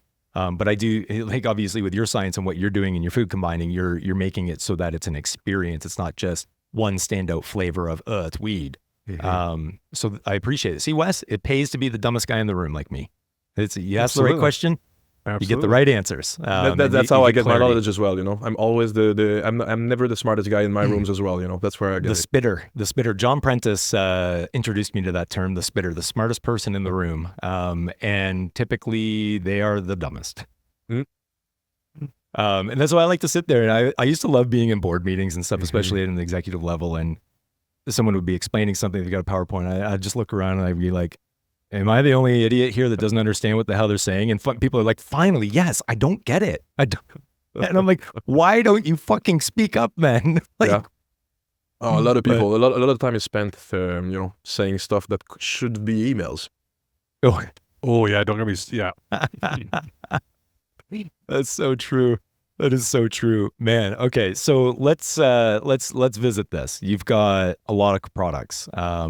We've recently been talking to various brands, various companies, and individuals that influence the industry about, SKU saturation, and there's too many. And if they focused on, only 20% of what they're actually doing, there'll be more success, there'll be more profitability. But I think, in contrast to that, if you're not visible across certain categories, it's very difficult, because you need that brand recognition. Again, we're shackled in the world of promotion and education. And I don't use promotion as, look at me, I'm advertising. I use promotion as it's a form of education. So if we're shackled by that and the regulation, are you seeing a good result of having so many different products available? Help us understand that, and then let's understand what you have. Actually, like we have a vast portfolio. So we're in pretty much every category, or we will be by 2025. So I'd say because much provinces are different. So So some product will do well in some provinces. So some product will do less well in some other provinces. I'd say it's still we're still living that teachable moment, in which we need to actually experiment the market to get data from the market. We're a data-oriented company. I'm a data-oriented guy, and I need data. I don't have any data at all. No data. Yeah. I'm a big geek, I'm a huge geek. So all these datas are very, very welcome, and sometimes you need to go wide to get what you mentioned, the awareness. So the side effect of it is getting awareness, trickle down from one category to another, and then vice versa. But for us, it's always been a category-wide brand that we've been pushing. Since, as I mentioned, we don't sell cannabis per se, we sell a way to consume it in a particular narrative. So we want people to smoke one of our pre-rolls, to pour themselves a bath, and then going to the bath, get outside of the bath and use our body butter on their skin, and then their life goes better. So it's already intertwined into a consumption pattern. All of our product have been created to talk to another.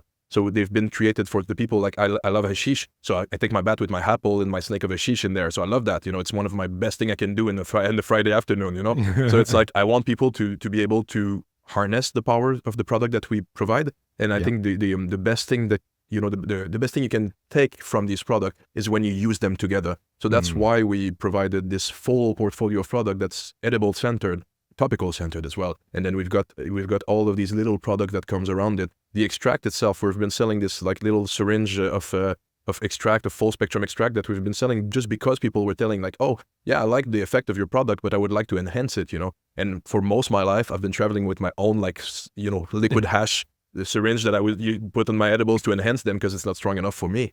So we decided to put it in market, and we've been getting so much love, from it. So it's this product we didn't expect to put it, but we've been asked for it. And then when we put it to market, people were like, oh man, I can dab it, I can infuse my joint, I can, like a box of Timbit becomes a box of edible in like a split of a finger, and we didn't expect so that. Much sense. That sounds delightful. That sounds delightful. Anything becomes an edible. That is wild. I never really thought about that. But again, being choosy of which product, because full spectrum quality product is obviously important, but infuse the world. I mean, yeah, infuse the world. And even the topicals, because our topicals are CBD based, but THC has an effect on the pain control when you use it on your skin as well. I think it's a very good molecule. So even people have been buying, our body butter, extra strength, 1,000 milligrams of CBD, and some people with very acute pain, they use this little syringe sometimes to infuse their joint or to put into their body butter to whisk it to enhance the body butter itself. Wow. It's super versatile. And people have been teaching me how to use it. It's crazy. It pains me that for 100 years of prohibition, like there's so many uses. Like, and this is one of the reasons that I had wanted to connect with you and understand the various products that you have in market and what the innovations are. As much as they're innovative, they're not. That's that you draw on so much old world experience of this worked for them that long ago when I was buying the Camels of Porsches and before. Right? Like it makes so much sense. And it pains me that we've come to this place that now we have to destigmatize the industry. We have this uphill battle. Thank God things are changing, obviously. And we're very happy for that. But I see so much abundance and opportunity in the world, not profitability, but just to be able to bring back to some of these countries and regions where it's been criminalized and you're stigmatized and it was part of their culture for so long. Okay, so man, again, I can go on tangents. So based on that, walk us through your products. Help us understand. We understand Jublee products, Wes and I, because we do research. But our audience, they may be new. Hopefully they're not, but they may be new to Jublee. And also help us understand why you had to call it something different in Montreal, or sorry, Quebec. Yeah, I'd say Jublee is where traditional knowledge meets modern science, basically for well-dose wellness. The way we put it, like we control various parts of the supply chain to be able to provide consistent effect each and every time. And it goes further than that. Each and every product, if you remove the cannabis from it, will have an effect. So let's say our apple and matcha fruit bite does have natural matcha tea. The limit of caffeine that we can put in a cannabis product is 15 milligrams of naturally occurring caffeine. So per fruit bite, you've got a third of an espresso shot per fruit bite. So these edible product, the fruit bite line of Jublee edibles are all made with effect-specific product that we enhance with cannabinoid. So like the blueberry lavender we've been talking about, it's been enhanced with CBN, CBD, and THC into a 1-to-1 ratio to create this very sedation, this relaxing effect that we want. That's already there with the linalool of the lavender, the blueberries, the various ingredients that we chosen, but it gets enhanced by the cannabinoids in there. So the first launch of Jublee was these edible centered line of product that were all inspired by old world edibles. We wanted to provide, this balanced way into like various types of formulation to push forward. We were early. We're still early. But we still, like we've been getting this spark into people's eyes when we can go that way with cannabis, So that's the first line of product were these products like Jublee, blueberry and lavender fruit bite, apple and matcha, mango, coconut and vanilla. And then we have all of these various fruit bites that are, coconut and vanilla is now our bestseller. Before it was the blueberry lavender that was the bestseller. It still is in Quebec. And then when we created this brand, we wanted to, have the same brand all over Canada. But in Quebec, the name Jublee sounded like jujube in French, which it means gummy in French, jujube. Jublee, jujube. Right. For us, it didn't necessarily sound similar. But for the various, ruling or stakeholders at the time, it was irritating for them. So we just removed the GU, we called it Blee. And it's the dominating market here, dominating edible product. Quebec consumer have been giving us so much love. It's we never expected to sell so much in Quebec, to have this almost 60% market share now. And it's it's a blueberry lavender fruit bite and apple and matcha, most of it. And then we've got the apricot and reishi. And then we've got CBD versions as well, all made with our full spectrum crude oil that we make in the house as well. Yeah. And then we decided to diversify. It was always a goal to create out these integrated product that will be able to complement the offer that we have right now. Topicals were the next best thing that we wanted to push forward. Since I mentioned before, I was crafting topicals for various ACMPR parties back in the days for endometriosis, fibromyalgia, and various products. I had 3 cease and desist for these activities back then, and but still, it's life.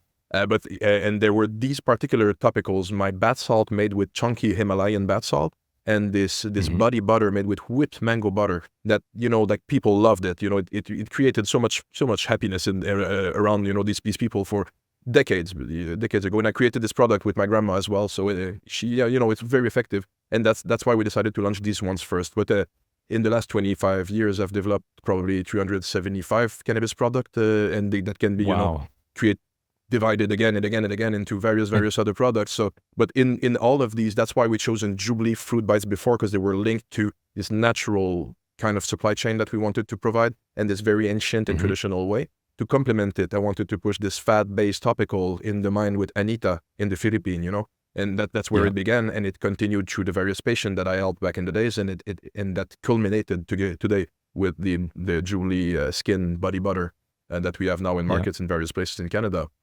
And then maybe I should have done that first, since hashish was always that I wanted to do. But I said, I wanted to try to do the edibles and the topicals first to create my niche. And from that place that I'm well established now, I'm going to grow in the various, other products that are probably more volume-oriented product. But, hashish, for me, I've been doing it most of my life. I know I'm good at doing hashish because, it's something that I've consumed and been doing. I mean, you get to do it firsthand, my friends. So. And I've been, people were generous with me for their knowledge. So what I do is, and when I do hashish, I feel like I've been doing something time immemorial, like people have been doing like me forever and ever. So I feel like I feel like very well when I do hashish. And then I decided to launch an hashish, but just, like a particular one.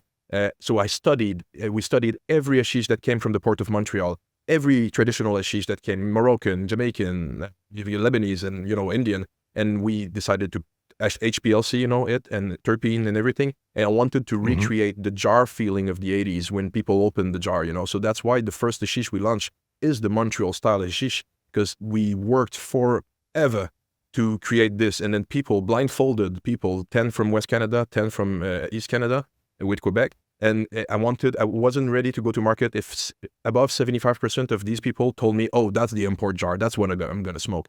And then when it hit that's what's the hashish that we've got right there. This little Montreal style H-dash, this little cute jar. Yeah. And I'm very proud of that because, it's the first time I've been able to sell legal hashish in my life. So you should be. Yeah, I'm so proud. I mean, that's something to stand on, man. That is awesome. I'm so proud of that. But I mean, in typical Alex style, we need to do a panel. and we're not even going to go to market unless 75% plus. Yeah. And obviously you hit that. Yeah, I hit 86. Actually, 86 was it went from 65 to 86 in one session because we listened to the people. We worked with different type of keef, different types of methods of pressure, of heat, and everything. Yeah. And then when we nailed it, we age it. So we create naturally occurring CBN. Naturally from the keef itself is the degradation of THC. If there's no natural, because all the hashish we've analyzed, all of them had CBN, all of them had CBD, all of them had CBG, and all of them were above 2% terpene. It's quality import hashish, and none of them were above 42% of THC. None of the old school hashish. So that's something that I already knew. Obviously, selling hashish most of my life, I already knew all of these data. I wanted to do a study of it, a particular study of it, quantify it. And once it was quantified, I emulated it, I copied it. I tried to, I said, I cannot import hashish from Morocco, from my friend in Morocco to make them rich. So I'm going to do something that resemble it. And I'm going to respect what I've learned from them, you know, whilst doing it. And I'm going to do the 80s jar feeling. So when people smoke, and then, you know, we've got comments, you know, it's only been launched for 2 weeks, but people, they've been writing to me like, oh, I feel like at the cottage with my uncle when I was a kid and used to smoke this hash joint on the boat, you know. Come on, that's so, I've got goosebumps, you know, I've got goosebumps. It's just fucking, it's crazy, you know. It's just crazy that is there so now, cool. You know. It's crazy. Super grateful. My God, that is wild. Wes is over there going, yeah, okay, give me some. I'm wondering because I feel like it's either coming or on the roadmap. Can we expect a full spectrum beverage from you guys? Yes, and yes. I would love that. We're gonna diversify. Like as I mentioned, Jublee was always meant for all of these categories. I would love to work a nice kombucha with a full spectrum extract. I've been working in fermentation. You know, I love fermenting stuff. So I've been doing my own beverage. One of my syrup. I used to make like these syrups, cannabis syrups that used to be sold in clandestine bars in Montreal. And it was one of my most popular product in the Muslim population because there was no alcohol and they could do shots of it in the bars, you know. So beverages, I've always been doing these like kind of like nice beverages made with like mixed with nice botanicals or fermentation. And so it is the goal. I'd like to find a partner that's actually like better than me at doing that and to just collaborate, because I think collaboration is key for the future of the industry, leveraging each other's skills, leveraging each other's knowledges. Definitely. So I'd say yes, I'd love to have like we have this family picture that's growing and growing. You can see it in the Kind magazine in the article we've had a month ago. And you see the family picture, and then at some point, I imagine I have a family picture in my head that's a couple beverages, you know, a couple flowers. We've got a infused pre-rolls coming as well, new hashish. So all of this is going to be complementary, and all of this is going to bring a lot of wellness, accessible wellness in people's lives, you know. That's what I hope. Yeah. That is so awesome. You can tell by the smile, like I'm just like, everything you're saying, I'm in line with, man. Thank you so much. Every single thing. It's so gratifying to have an individual and be able to share this time with you that you're so in tune with the wellness. We can't say wellness. I mean, we can say it right now, but God forbid you put it on a product or a store or anything like that because you're just not allowed. One other item is it Chili Kush? Oh yeah, Chili Kush. Chili Kush is my new brand. Tell us about Chili Kush. It's a new brand. It's very near and dear to my heart as well because I've been making my own spicy sauces forever. I love spicy sauce. I love hot sauce. Traveling all over the world brought me a lot of recipes as well. So I wanted to do culturally specific hot sauce. And for me, like the one that's representing more the Quebec, the Eastern or Canada, I'd say. In a way, it's like natural honey, hot honey, and natural. It's very popular these days in Montreal. You see it in every pizza shop, in every like chicken shop as well. So, and then I've got a neighbor, believe it or not, a neighbor at my facility that does commercial honey. These bees come into my plants at the facility. Can you believe that? And come on, yeah, it's crazy. That's crazy. So I've been to see that guy, and then we say like, yeah, I'm sure you can make more money with your honey now, and I can put weed in it, you know, and I can put some peppers and some spicy peppers in it and stuff. And as mentioned before, it's very hard for edible cannabis in Quebec, and sugars, honey, and maple syrup were illegal before, totally illegal. Yeah. So the way I was able to convince the SQDC to put honey in a product was putting pepper and transforming it into a hot sauce, which I already had developed. So, and then it's super weird because I did an interview in Quebec TV where I said, oh, honey is not legal and cannabis and maple syrup is not legal. And then the week after, I had legalized it through the hot honey. So what I was saying in the TV was false just a week after that I said it, you know? Oh my God. It's totally crazy.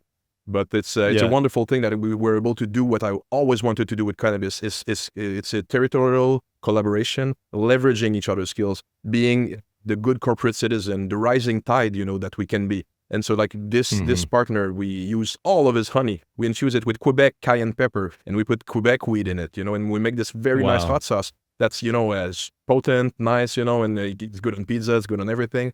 And then we decided to diversify it with the next best thing. Oaxaca, Mexico has been my second home for a while. And I've been growing Oaxaca New Gold in the cloud forest there for a couple, here and there. And the nice salsa habanera. Salsa habanera, it's a hot sauce made with habanero pepper and like a fruit, pineapple, mango and such. So the second one is the habanero hot sauce that we put like a full spectrum crude, hot sauce. That's it, because we use the power of nature. It doesn't need to be colloidal or like all high science kind of thing. Yeah, sure. There's some vinegar, there's some acidity from the fruits. The honey itself is honey is a smooth solvent, if you believe it or not. So when we put crude, it can at some point to a particular ratio get the cannabis into it with not much effort. A little bit of this, a little bit of that, but it's super natural approach.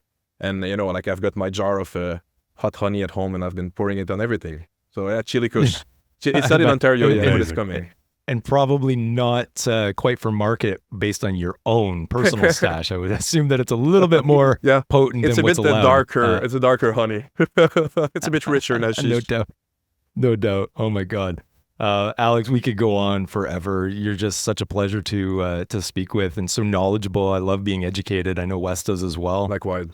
So one of the things that we've been doing, I'm not sure if you've caught this, is we'll have the previous week guests. They'll pose a question to the next week's incoming guest, and then you get to do the same.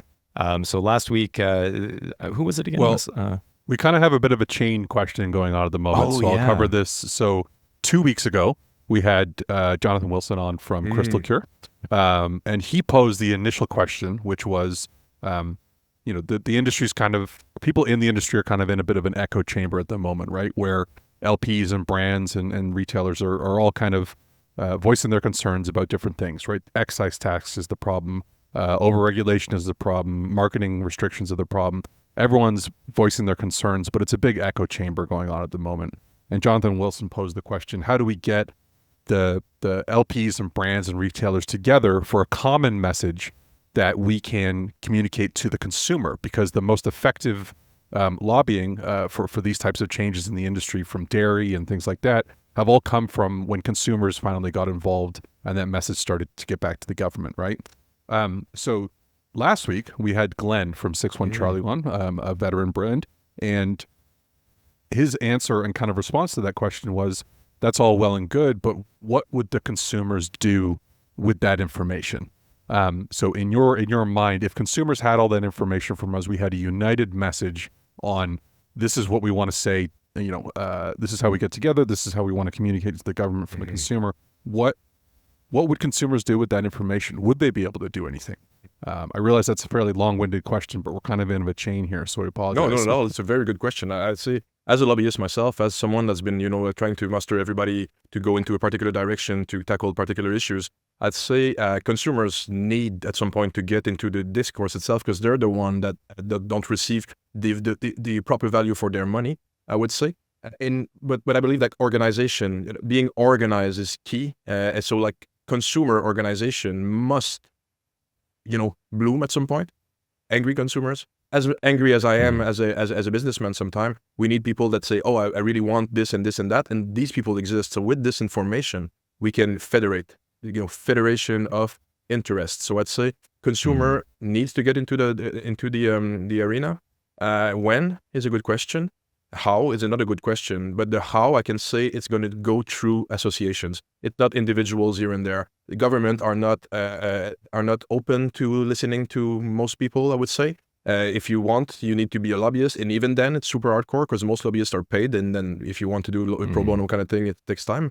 So I'd say like it could be organization of consumers. So, but this needs to be done by someone with a lot of passion and a lot of anger, I'd say, to the government. and this needs and requires organization and links, I would say, strong links with the actual cannabis organizations, such as my group, the group of the Cannabis Council of Edible Cannabis, the ACIC here in Quebec, the C3, the Cannabis Council of Canada as well. All of these groups needs to be federated around the round table and to be able to tackle, as we say in French, hit the same nail.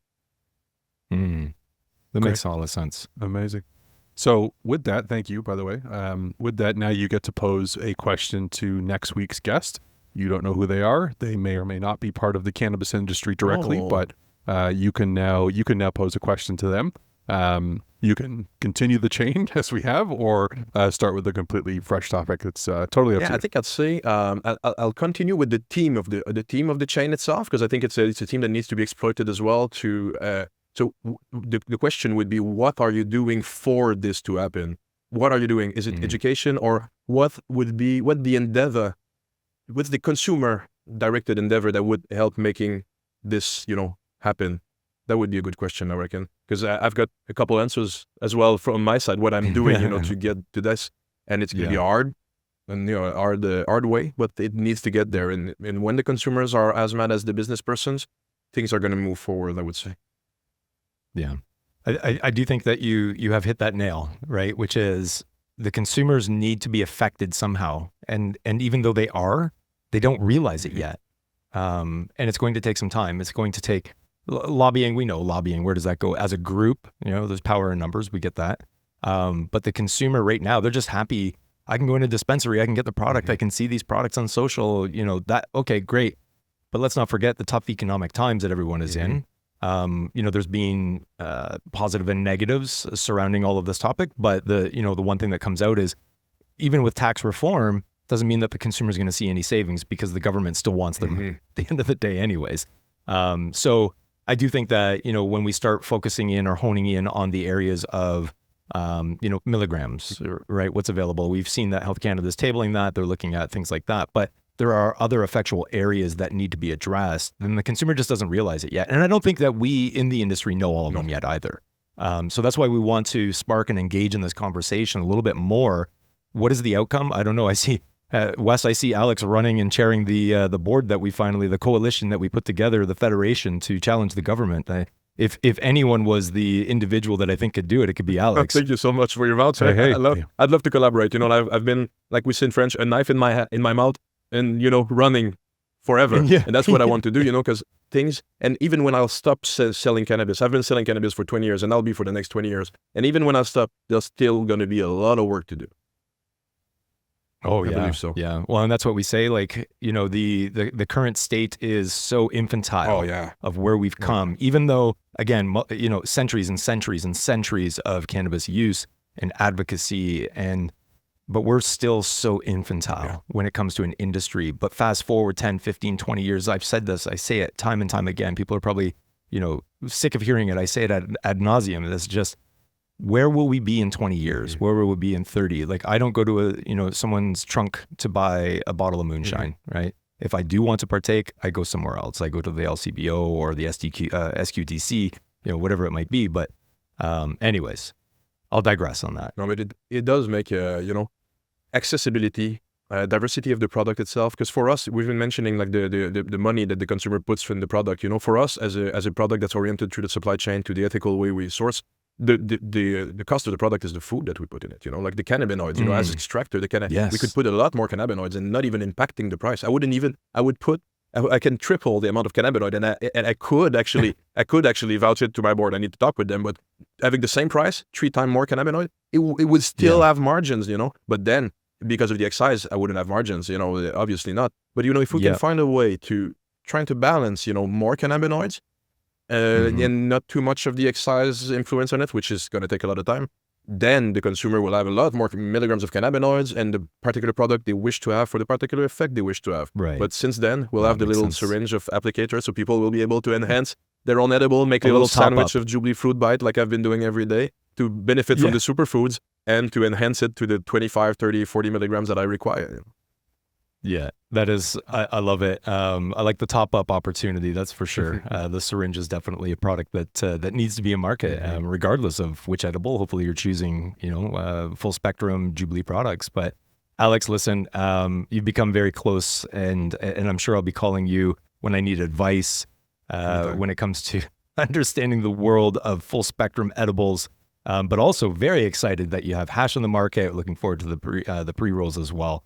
But you're a champion, and we appreciate everything you've done for the industry and are doing for the industry and will continue to do. But thanks for joining Legacies. We really appreciate it. Thank you so much. Likewise, it's been an amazing conversation, and I hope we can continue this conversation because I can see that we could be fishing right now and fishing tomorrow, and we'll still have something to say the day afterward. So even if we didn't got any fish. So.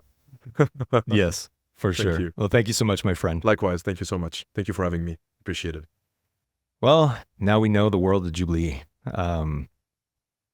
I knew, based on research and what I knew about the product beforehand, Wes, that it's special. There's something special about what Alex is doing over there, Alexandre. But yeah, that was an enthralling conversation. I remember when we first met, he was telling me about some of his travels, and that's why I wanted to be very clear to point out and have him tell the story about his grandmother and being sent off to pick these wild blueberries from the northern regions of Quebec. And then she would make these, she knew, right? Combining lavender and okay, it's time to go to sleep, kiddies. Yeah. I think my parents probably used what was it, the sugar and rye or whiskey or something like that. Here, have a little syrup. It's funny too, because I looked at you look at the products on their website, which is beautiful, by the way. Their website's gorgeous, but you look at them before without having that knowledge, and you just see them as, oh, that's interesting. They're fruit bars, and they're a different type of edible, and they got some good information on the website. But then you hear that, and you hear that these bars are basically you're consuming tradition at that It's point. tradition. You're consuming it's old world tradition. ancient, yeah, and it makes them. It's a completely different product for me after that. Yeah. I love that we get to share the stories behind these companies and what drives them. And they're all drastically different, but connect in some way. It just feels like, I think after, he was talking about, he's got a vacation coming up. I don't remember when we were talking about it, but it just feels like you could just hang with him. He just seems like the guy that you just hang out with for a weekend or a week and, allow him to impart certain knowledge. He's just a cool guy. Imagine the stories. I just also love too that at no point during that conversation was, revenue discussed or you know what I mean? Like, other than his initial investment to try and get those companies off the ground. Sure. None of the conversation was focused on revenue and it was all about the product itself and the tradition behind it and the knowledge and it's just a great conversation. He seems and his company, because I know it's not just him, but obviously nerding out on data. He's making some very smart maneuvers, which is to make and create as many products as possible, get them to as many markets and distribution as possible, understand the data points, what's succeeding, what's not, and then hone in. It's almost like he's providing this service to industry, and then the dollars come. So old world philosophies, the secret almost is put the service out there, service people, and then the success comes. So I think that it's pretty cool that he's doing that. It's almost a masterclass. That's what it is. It is totally. I just picture him, long hair, beaded up beard, and spearfishing in the Philippines. Yeah, crazy. Anyways, I think we'd be remiss as well if we just say a quick thank you to Canna Golf Classic for sponsoring the episode. Looking forward to that event. Even though we won't be there, we'll be at some of the future ones. We'll be there in spirit. We'll be there in spirit, 100%. If we could have made it, we would. But very much looking forward to that. I love, their derby was awesome. They've got the cruise, the harbor cruise, followed by the golf classic. There may be some stretch of how well some did. We've got some friends that are attending. Inside information, yeah. But anyways, thank you so much to Canna Golf Classic as well. We're looking forward to that event and the success that is going to come from that. But anyways, this is what? I don't know what episode. We're on episode 22. This is number 22. Yeah. 22. Yeah. 26, we need to blow it out. I mean, we've already had some incredible guests. Maybe we'll get the hip like we mentioned earlier. Whew. Could you imagine? That'd be crazy. Let's get them on. 26. Yeah. Rob, 26th episode. You're invited. I think we're already scheduled out a couple months, but regardless. Anyways, thanks for joining Legacies, everyone. We'll see you next week.